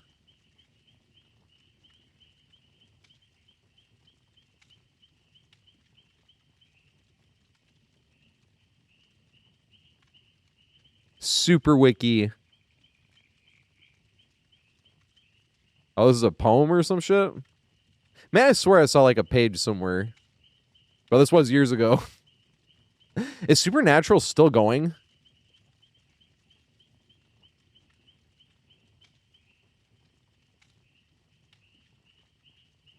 Yeah, this must be recent. This says July 30th. That's like a few days ago, so it can't be that recent. Okay, no, it's not still going. I only had like 20 fucking seasons. Like, holy shit. Might end up being the last game, actually. And then we got to talk about Life of Pi. And then get ready to smoke and get some food and then watch Life of Pi. I'm excited, man. And these headphones. It's like some of these movies are like even better than I thought they were in headphones. Boogie Nights, that one, if anyone was here for Boogie Nights night, that one scene where the guy is throwing the firecracker, that was already probably the best scene in the movie. Like, I already think that's one of the first things I think of when I think of that movie. But in the headphones, like, every fucking time a firecracker went off, it was like making me flinch. I was like, holy shit. Which was hilarious because John C. Reilly's character is doing the same thing. It's really funny, actually, how much John C. Reilly is the reason that scene is so good. Because Dirk Diggler or Mark Wahlberg is like kind of out of it. The other guy's like coked out of his fucking mind, so he's way out of it. And John C. Reilly's the one that's like the most scared. It's like every time a thing goes off, he's just like, this shit is great. That's a great movie. I love Boogie Nights. I think that's Paul Thomas Anderson's best movie. A lot of people say There Will Be Blood, but I like Boogie Nights a little more. Nothing against There Will Be Blood. That's a great fucking movie. Boogie Nights was just another one of those movies where I didn't know much about. And it was like $3 on YouTube. I buy it. I'm looking it up on YouTube. And I'm like, holy shit, this gets pretty good reviews. And then I watch it. And I'm like, holy shit.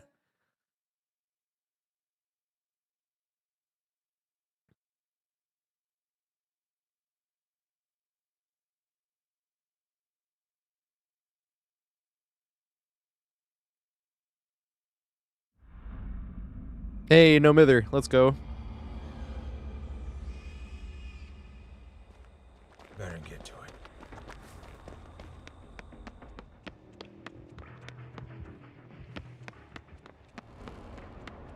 We'll kill us all. Throw ourselves against the wall. No one else can see the preservation of the moderate man. The rain will kill us all. What's CX? I don't know what CX is.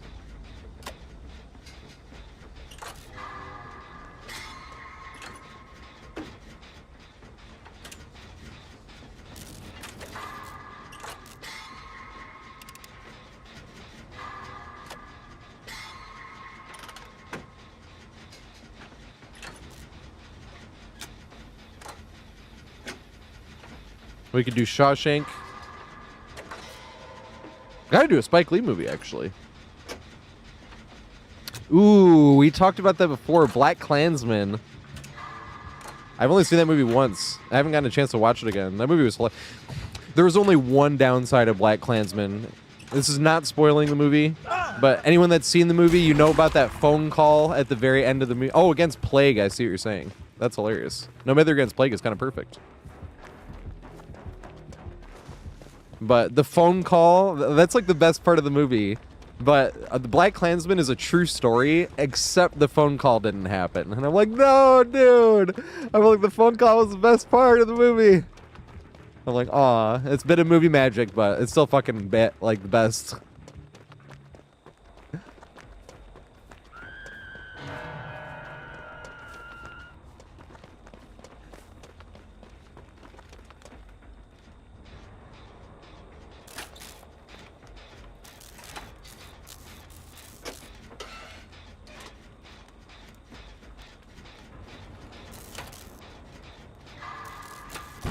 God damn it, I've been blowing a lot of skill checks today.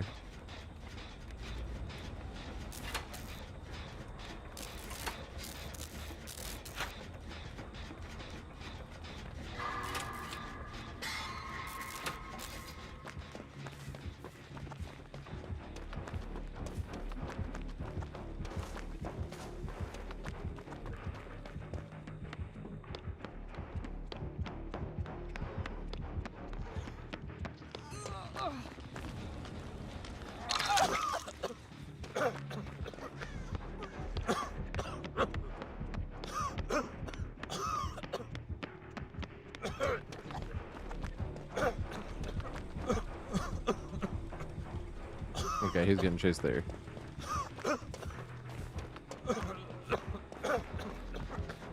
Because we're even talking about doing a Western, and I was like, Unforgiven has got to be the Western. Or the assassination of Jesse James by the coward Robert Ford. Because I still kind of consider that one a Western. If anyone here has seen that movie, do you consider that movie a Western? That was the first movie I ever saw, because I hadn't seen too much Brad Pitt by the time I saw that movie. All I'd really known about Brad Pitt is, like, this is, like, the stereotypical pretty boy that, like, every girl has a crush on type shit, you know? But then I had seen Assassination of Jesse James by the coward Robert Ford, and he plays Jesse James in that movie, and I was like, whoa, he's incredible.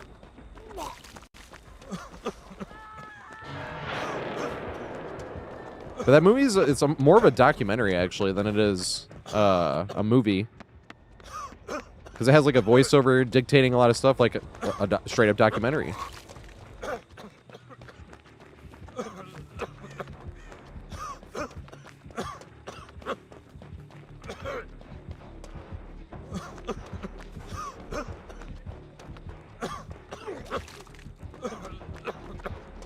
Do they have the gen perk? Yeah, they do.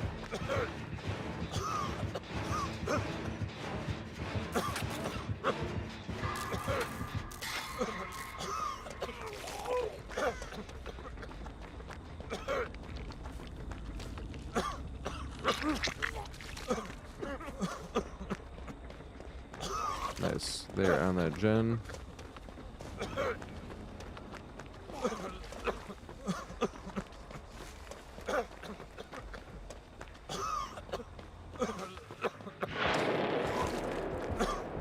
How is that unknown perk not just like a much better version of Trail of Torment? Because Trail of Torment, or the unknown perk, they still have no tear radius, right? Ah, damn. Wanted to make it around the corner.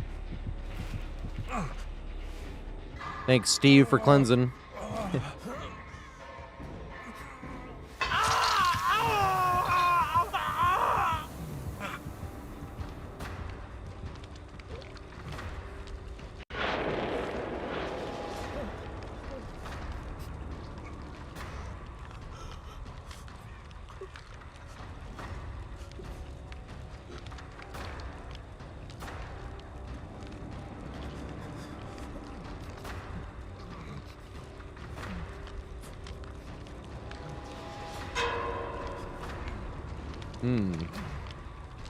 Cleansed again.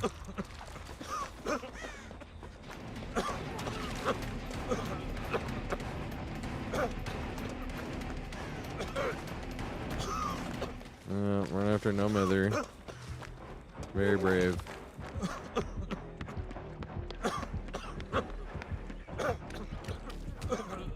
After somebody has cleansed again.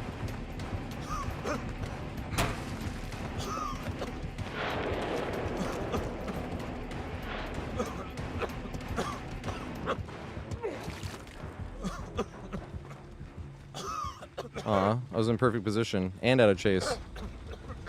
I was ready to hump the fuck out of this. Everybody else is cleansing. I gotta cleanse. Me cleansing doesn't do anything because I'm no mither. Bro, this is terrible.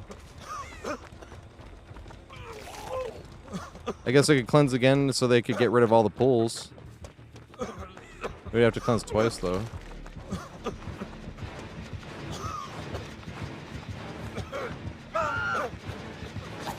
Fuck it. We're both sick.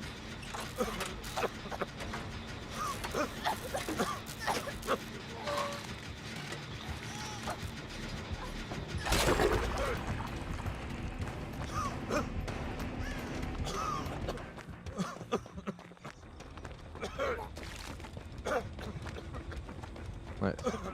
They're over there healing. I don't gotta go over there. It's weird not seeing a gen in main, not gonna lie.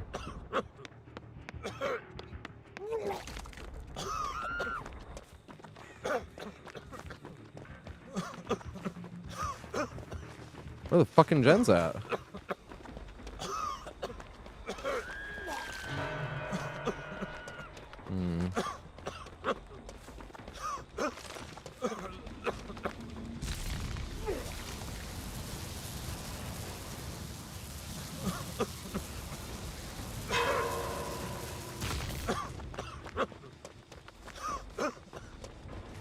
They were on that gen.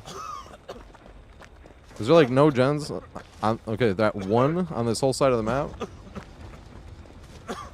Here we go. I was like, there has to be another one over here somewhere.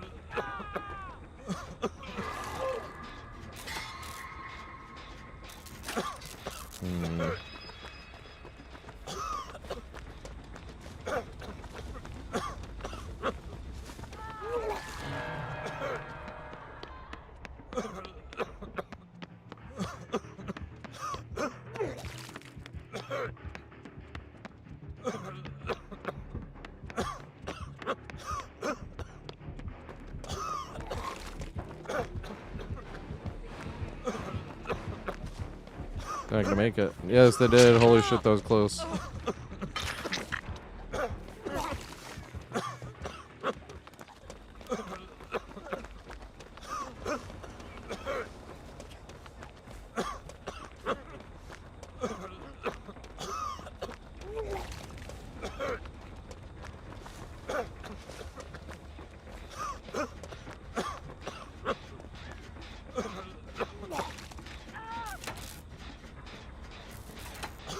I don't move to that song right now.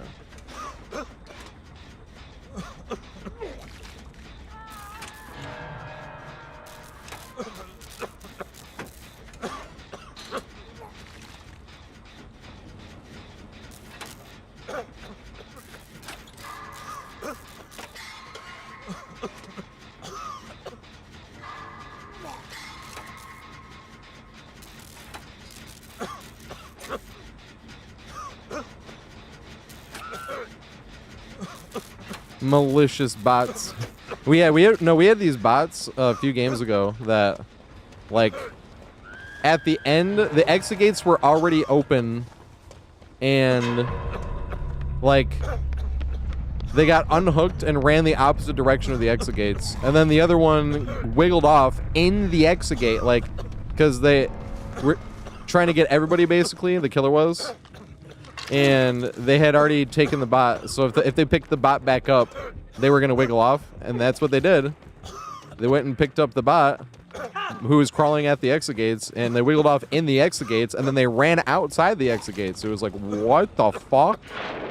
But the extra sad thing is if either bot would have left, it would have given me a chance to Kobe, because I would have been the only 2 survivors left. But I got no chance to Kobe. Both bots did that, and for the whole hook face instead.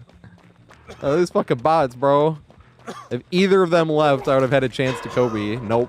They both run away from the... But that's the weird thing, is bots usually open the exit gate and fucking leave. Like, they'll leave people behind. Like, when you don't need to open the exit gate, they'll just, like, open it and leave on the other side of the map. Not those bots. Your bots literally wiggle off in the exit gate and run outside of it. Back in towards the map. That'd be a gen, right? There's not a gen. They're literally just camping hook in Chaos Shuffle.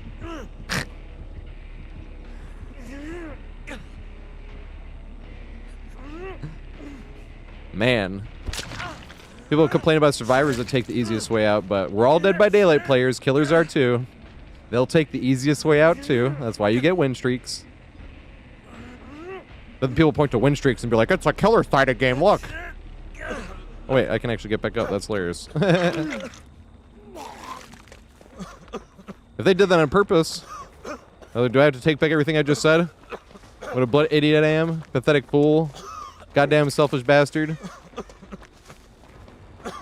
Or did they just forget I had no mither?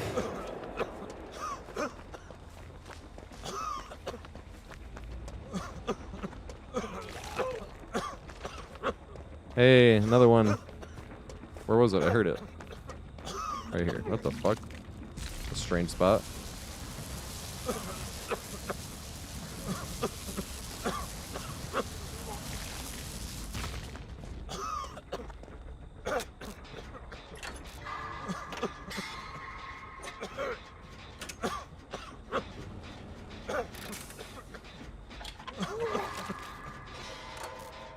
I forgot I had no mither.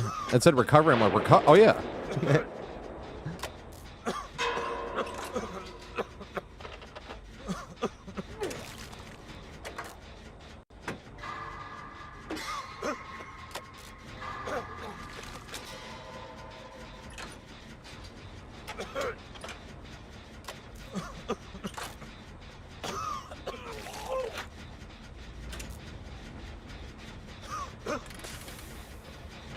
gonna be coming with no tear radius. That's what I mean. Isn't that perk just like way better than Trail of Torment? Trail of Torment even shows you the aura of the one that's infected, or the tear radius is blocking. Or, you know what I'm saying?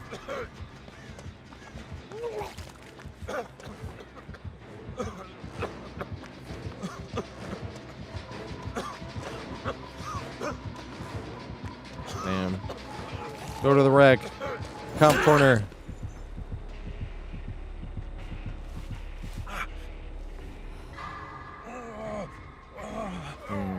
He's on the one over there. Is it redone over here somewhere? Go on then. That's the sad thing about not having cleanse, though, is someone's gonna get infected unhooking me.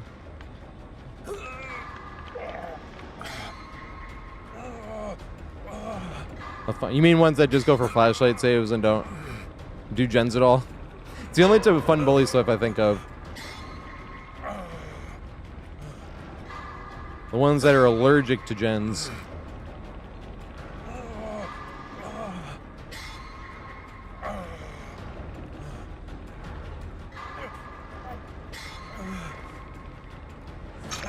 Check out You like Tybo and you're over. On the floor, smack that. Give me some more, smack that. Till you. I can't wait for this game to be over, though. Not gonna lie, I'm kind of over it. It'll push me off and I'll go down in this corner by the LT wall, but that'll be the end of that. Oh. It kind of sucked having no. Well, not just no mither, but they kept cleansing. And I couldn't cleanse to not have no mither, so even if I did cleanse, I was still gonna get hit by projectile and go down.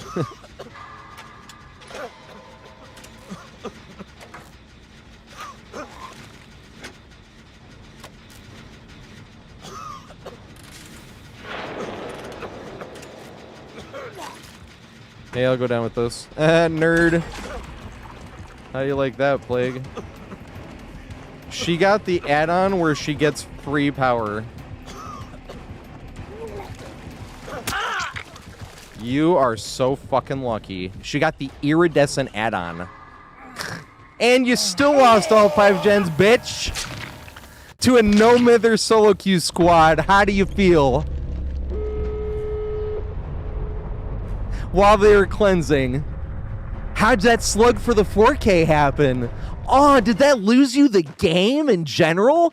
Damn! Maybe you shouldn't have wasted a bunch of your own time after you already won the game. Look at that! Holy shit! You definitely didn't do that to your own damn self because of your little ego, huh? Aww! Damn, if only that was avoidable in any way. Damn. You mean all you had to do was hook? And you would have won and not tied? Damn, how embarrassing to just tie that game, right? The worst part is people actually try to act like that's embarrassing. It's a fucking video game. People act like, my life is over because someone did this, and it's like, it's a fucking video game. Don't let that shit affect you. Everybody makes mistakes in video games. I blew a skill check earlier that got me killed.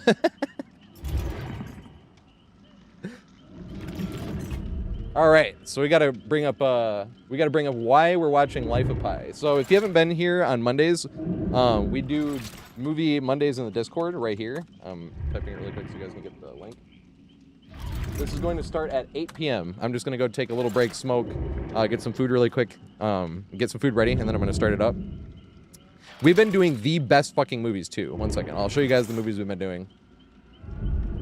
We've been doing what I've been calling only, and that's just my opinion, obviously, but we've been doing 10 out of 10 movies. Movies that are a 10 out of 10, just, like, spectacular. Because I know it's like, there's no such thing as a perfect movie, and it's like, fine, you know what I mean? But still. These are the type of movies we've been doing. So, hey, I got a message from Joey. Hey, we got a bunch of people. So where is it? Movies, so Movie Monday. So the first one we did was Grand Budapest Hotel, then Pan's Labyrinth, then Boogie Nights, then Sinners, then Parasite, then Guillermo del Toro's Pinocchio, then Fargo, and today is Life of Pi. This is what I mean, but we're doing the best fucking movies. And we were just talking about other movies to do earlier, and that's why we're talking about like next week. Probably gonna do American Beauty next week, and then probably Amelie the week after, then probably Sunset Boulevard. This is all up for change because if people have seen all these movies, then obviously no point in watching it. People have already seen it, or you know. But this is what I was just kind of thinking. I mean, we were talking about Shawshank earlier. Put that in there somewhere. We got to put in what's it called? Chinatown in there somewhere. Maybe could do One Flew Over the Cuckoo's Nest as well. It's the same director as Amadeus. We were talking about maybe putting Black Klansman in there because I want to do something by Spike Lee as well. Because speaking of which, I was like, what God is talking about that was I wanted to do a Tarantino movie and I wanted to do Jackie Brown. And same thing with Scorsese. We were talking about Scorsese. I was like, what movie should we do from Scorsese? Probably The Departed. We're thinking about it. We don't know which ones, but these are the type of movies we're discussing doing like for Movie Mondays. Ones that are just basically like not just universally. It doesn't have to be everyone has to love this. These are just movies that are just like, whoa, these are great. That was one of the reasons for Guillermo del Toro's Pinocchio. That movie is fucking incredible, and look how small amount of people have seen this. Yeah, look at this. This is one of the reasons I was like beyond excited to do this one. This shit has 96% from the critics, but look at this. It only has 100 reviews, and like 85 is really low for this movie. This movie is incredible, but like the problem is you'll get people that will be like, this was not a kid's movie, which is not. That is not a kid's movie. But like, I was not aware of this movie by Tom Hanks. We were disappointed to see stop motion animation. They thought they were going to see the other Pinocchio that sucked, the Disney one with Tom Hanks as Geppetto. Also, if you were here that Monday, this is funny. It says there was a lot of hailing Hitler in this kids movie. There was no hailing Hitler. There's Mussolini in the movie, to be fair, because it is during World War II, and they talk about the dictators. So you see people doing this, right? You see people doing that stuff, but these are not good people. Like, the movie is not making it like, these are heroes, and no. These are awful people, like, in the movie itself. Like, but that's what's funny. They said it was a kid's movie. The people that hate this. Yeah, exactly. For a kid's movie. The people that don't like it, terrible, way too dark, sad and depressing. Definitely not a child's movie ever. Way to ruin a Disney movie. You know what I mean? But this movie's fucking incredible. That movie is dark. That is definitely not a kid's movie. It is rated PG, though. That's why people would see it. It's on Netflix, but that movie was fucking incredible. But we're going to watch Life of Pi today. And this one, holy shit. This movie is so good. So here's what it says for... Does it have both of them? Nah, it just says critics.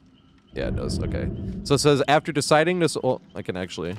Since Dredge is so fucking loud. So after deciding to sell their zoo in India to move to Canada, Santosh, Jita Patel board a freighter with their sons and a few remaining animals. Tragedy strikes when a terrible storm sinks the ship, leaving the Patel's teenage son, Pi, as the only human survivor. However, Pi is not alone. A fearsome Bengal tiger has also found refuge aboard the lifeboat. That's one of the animals they had from their zoo.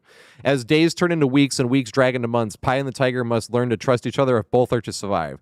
But here's the thing, what I was saying about the movie is it's what you think. Like, when you get to the end, it's like, do you believe this all happened, or do you think this is like a mental way to cope with what actually happened out there in the water? That's why I said it's kind of similar to like Pan's Labyrinth. And then the audience said a 3D adaptation of the supposedly unfilmable book, Ang Lee's Life of Pi, achieves the near impossible. And it's an astonishing technical achievement that's also emotionally rewarding. And that's why I said this is like the most profound movie. Like, this movie is, and it talks a lot about the existence of God, like as we were talking about earlier, and that's like the point of the tiger and the stuff. It's like, which story do you believe? Do you believe this story that you've been seeing the whole time, or do you believe this other story that somebody just told you? And it's up for you to decide, because that's the thing is, it's hard to call this a religious movie, but you don't want to not say that there's religion involved in the movie. But the problem is, if you call it a religious movie, I feel like a lot of times people are just going to immediately think that you're going to get your finger wagged out and like, you got to believe what we're preaching or you're going to go to hell. You know what I mean? Like, I feel like Unfortunately, that's what happens when you're going to be like, this is a religious movie, but this is not a religious movie, but that talks about the difference in religions and the similarities in different religions. Because the character Pi was like already, and his dad was kind of making fun of him. Are you going to find a new religion this week? Because he was like exploring different religions, and first was Hinduism, I think, because that's what he was joking about, having to feel guilty in front of hundreds of gods. Then he came across Christianity, and he was studying just one god, and then he came across Islam. So now God had a new name called Allah, and that's why his father was like, "Again, what religion for next week?" Stuff like that.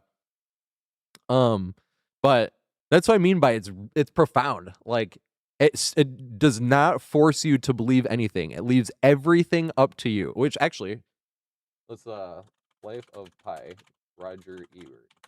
This is what I mean by I love this guy. This guy's reviews. So I'm just gonna read this whole review really quick, and then I'm gonna find someone to raid really quick. So it says Ang Lee is. I have not seen Brokeback Mountain. I really want to. It's never been on sale and it's never been streaming anywhere when I had the time to watch it. I have seen his other movie that he's also really well known for called Crouching Tiger, Hidden Dragon, but I've only seen that when it came out. I was like 8 years old or something. I didn't see it in theaters. I saw it like at home, but I did not understand anything that was happening. Number one. Number two is in subtitles from start to finish, and like an 8-year-old to watch a 2-minute or 2-hour movie that's in subtitles that you have to read is kind of asking a lot.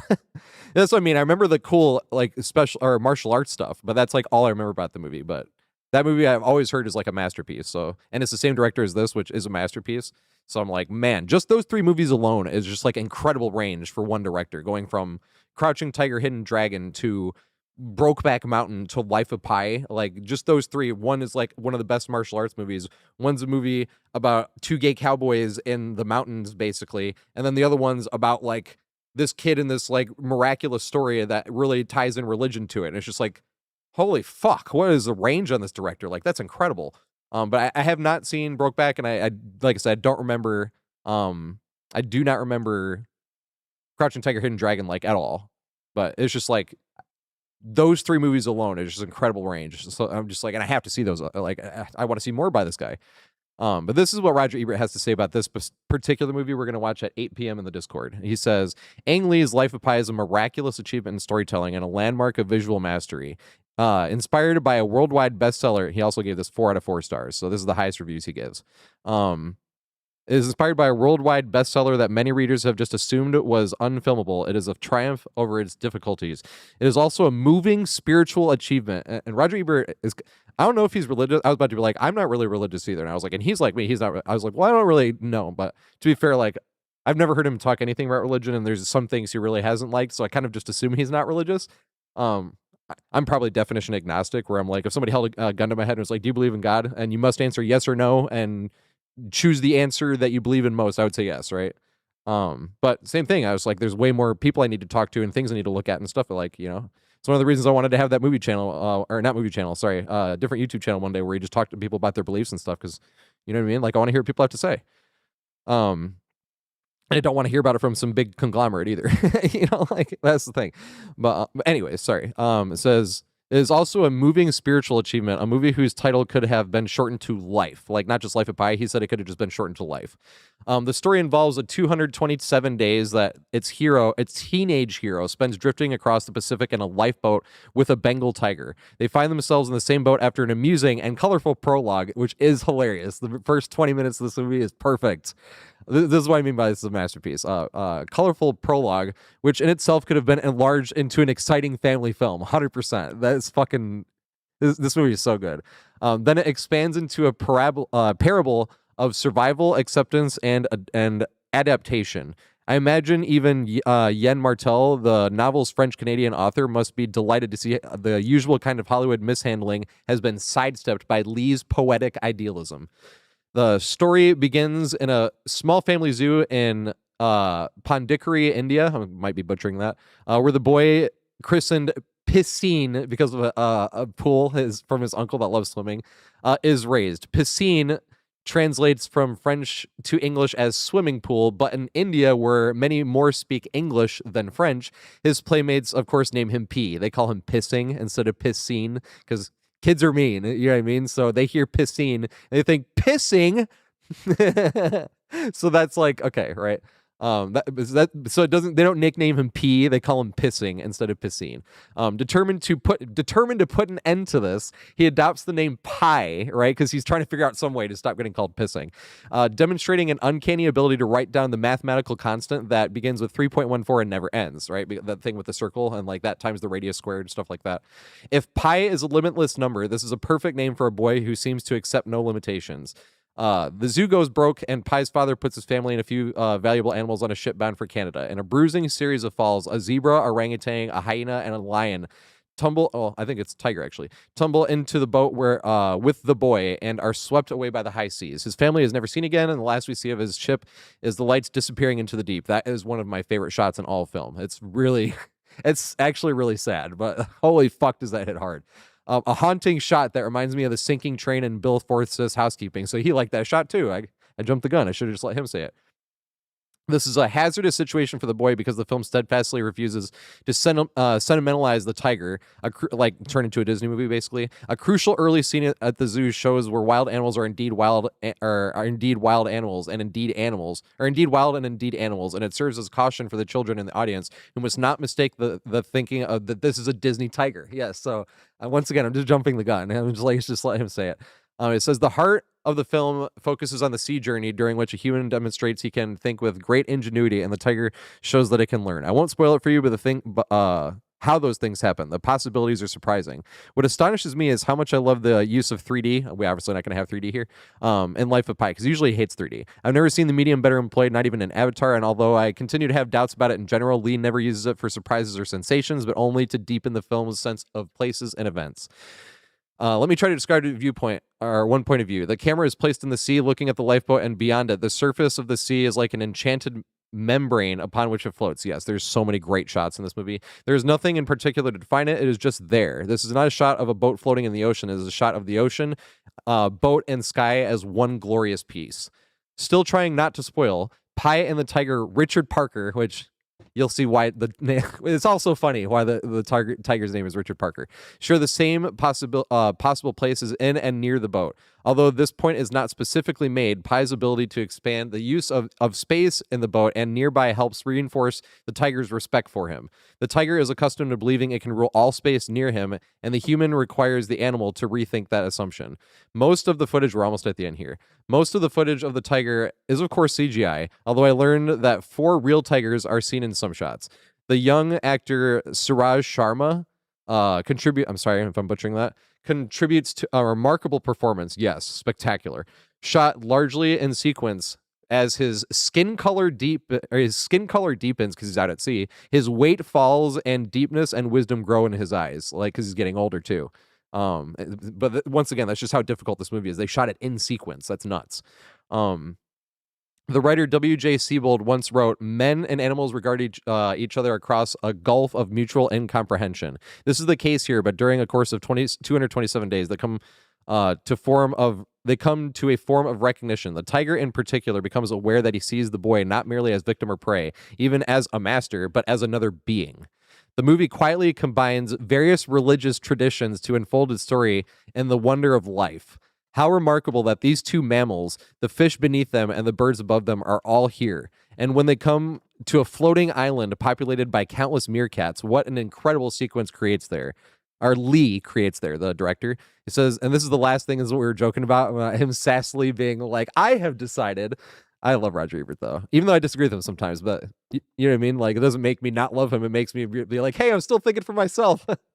when you like watch a movie and he doesn't like it and you're like, oh, and then I'm like, hey, I'm still thinking for myself. Not him just telling me what to think. He says, the last thing he says is, the island raises another question. Is it real? Is his whole story real? I refuse to ask that question. Life of Pi is all real, second by second and minute by minute. And what it finally amounts to is left for every viewer to decide. And I have decided it's one of the best films of the year. That's why I was like, yeah, he got sassy at the end of this, but oh my God. This movie is so fucking good, and the music's incredible. So this is one of those years where the Oscars were split a bunch of different ways. This movie did win the most Oscars that year. It won 4 Oscars. It won Best Director, Best Editing, Best Score, and Best Cinematography. And it was nominated for Best Picture. I think it should have won Best Picture that year. Either this or Toy Story 3. They were the same year, and I think one of those two should have won, personally. But because Argo won. Argo's good, but I think this movie's way better than Argo, personally.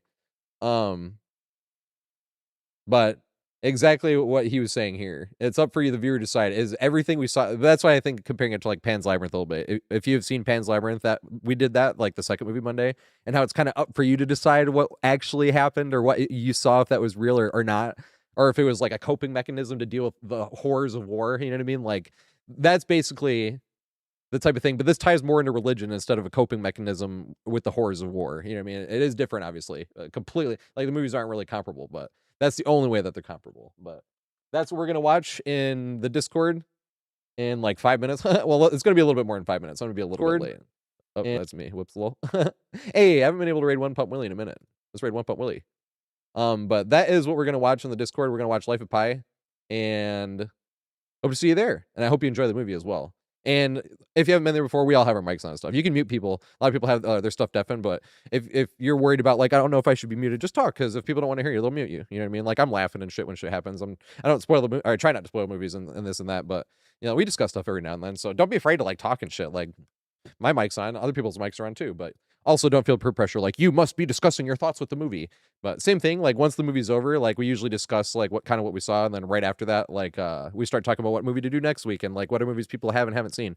And it's just fun to hang out. Like it's really fun to actually hang out with people, and because it always feels like kind of like at an arm's distance when like all I get to do is read chat messages. Like it's cool that we get to actually like hang out instead of just reading a chat message, you know. Because we're friends, and that's what sucks, that just reading a chat message instead of actually getting to hang out. But that's the fun thing about Movie Mondays. We actually get to hang out and watch cool movies, and you know, it's my favorite day of the week, not gonna lie. So let's go ahead and raid One Pump Willie really quick. And if you haven't been here before, I'm Mr. TatorHead. Obviously, I stream Monday through Friday at 4:20 p.m. Eastern time. Or is Usher at 7 p.m.? I don't know. Is this a reference to something? Because if it is, I don't know the reference. But oh, you're talking about the movie as if it's like a theater at 8 p.m. actually. But yeah, I'm gonna be a little bit late, but that's my own dumbass fault for talking about the movie. In his drop top cruising the street. Oh my god. But yeah, so this is what we're gonna do. Yeah, I did press it. Okay, nice. So I'm gonna go get smoke really quick, get something to eat. Or I'm gonna eat during the movie, so like we're really gonna start at like 8:05 or 8:10. It's not gonna be that late, but I do have to go smoke, obviously. And then I have leftover pizza, so I can literally just eat cold pizza. That's why I was like, it's not gonna take me too long. I just gotta get pizza out of the fridge and eat pizza while watching a movie. But at the same time, that is what's gonna happen. So like I said, I do apologize that that's where I'm gonna be for a little bit. Going to smoke and do that shiz. And then thank you for being here. It's such a privilege to have friends to hang out with and talk to. If you haven't been here before, I stream Monday through Friday at 4:20 p.m. Eastern time. We do Movie Mondays, and that's going to go until mid-October when the NBA season comes back. That's when I'm going to stop doing Movie Mondays. And we do open lobbies on Wednesdays and Fridays. Every single Wednesday, every single Friday. So if you want to play, that's when we do it, is open lobbies, Wednesday, Friday. So have an amazing night. If I don't see you in the Discord, have an especially amazing night as well. And I'll see you tomorrow at 4:20 p.m. Eastern time. Have an amazing night.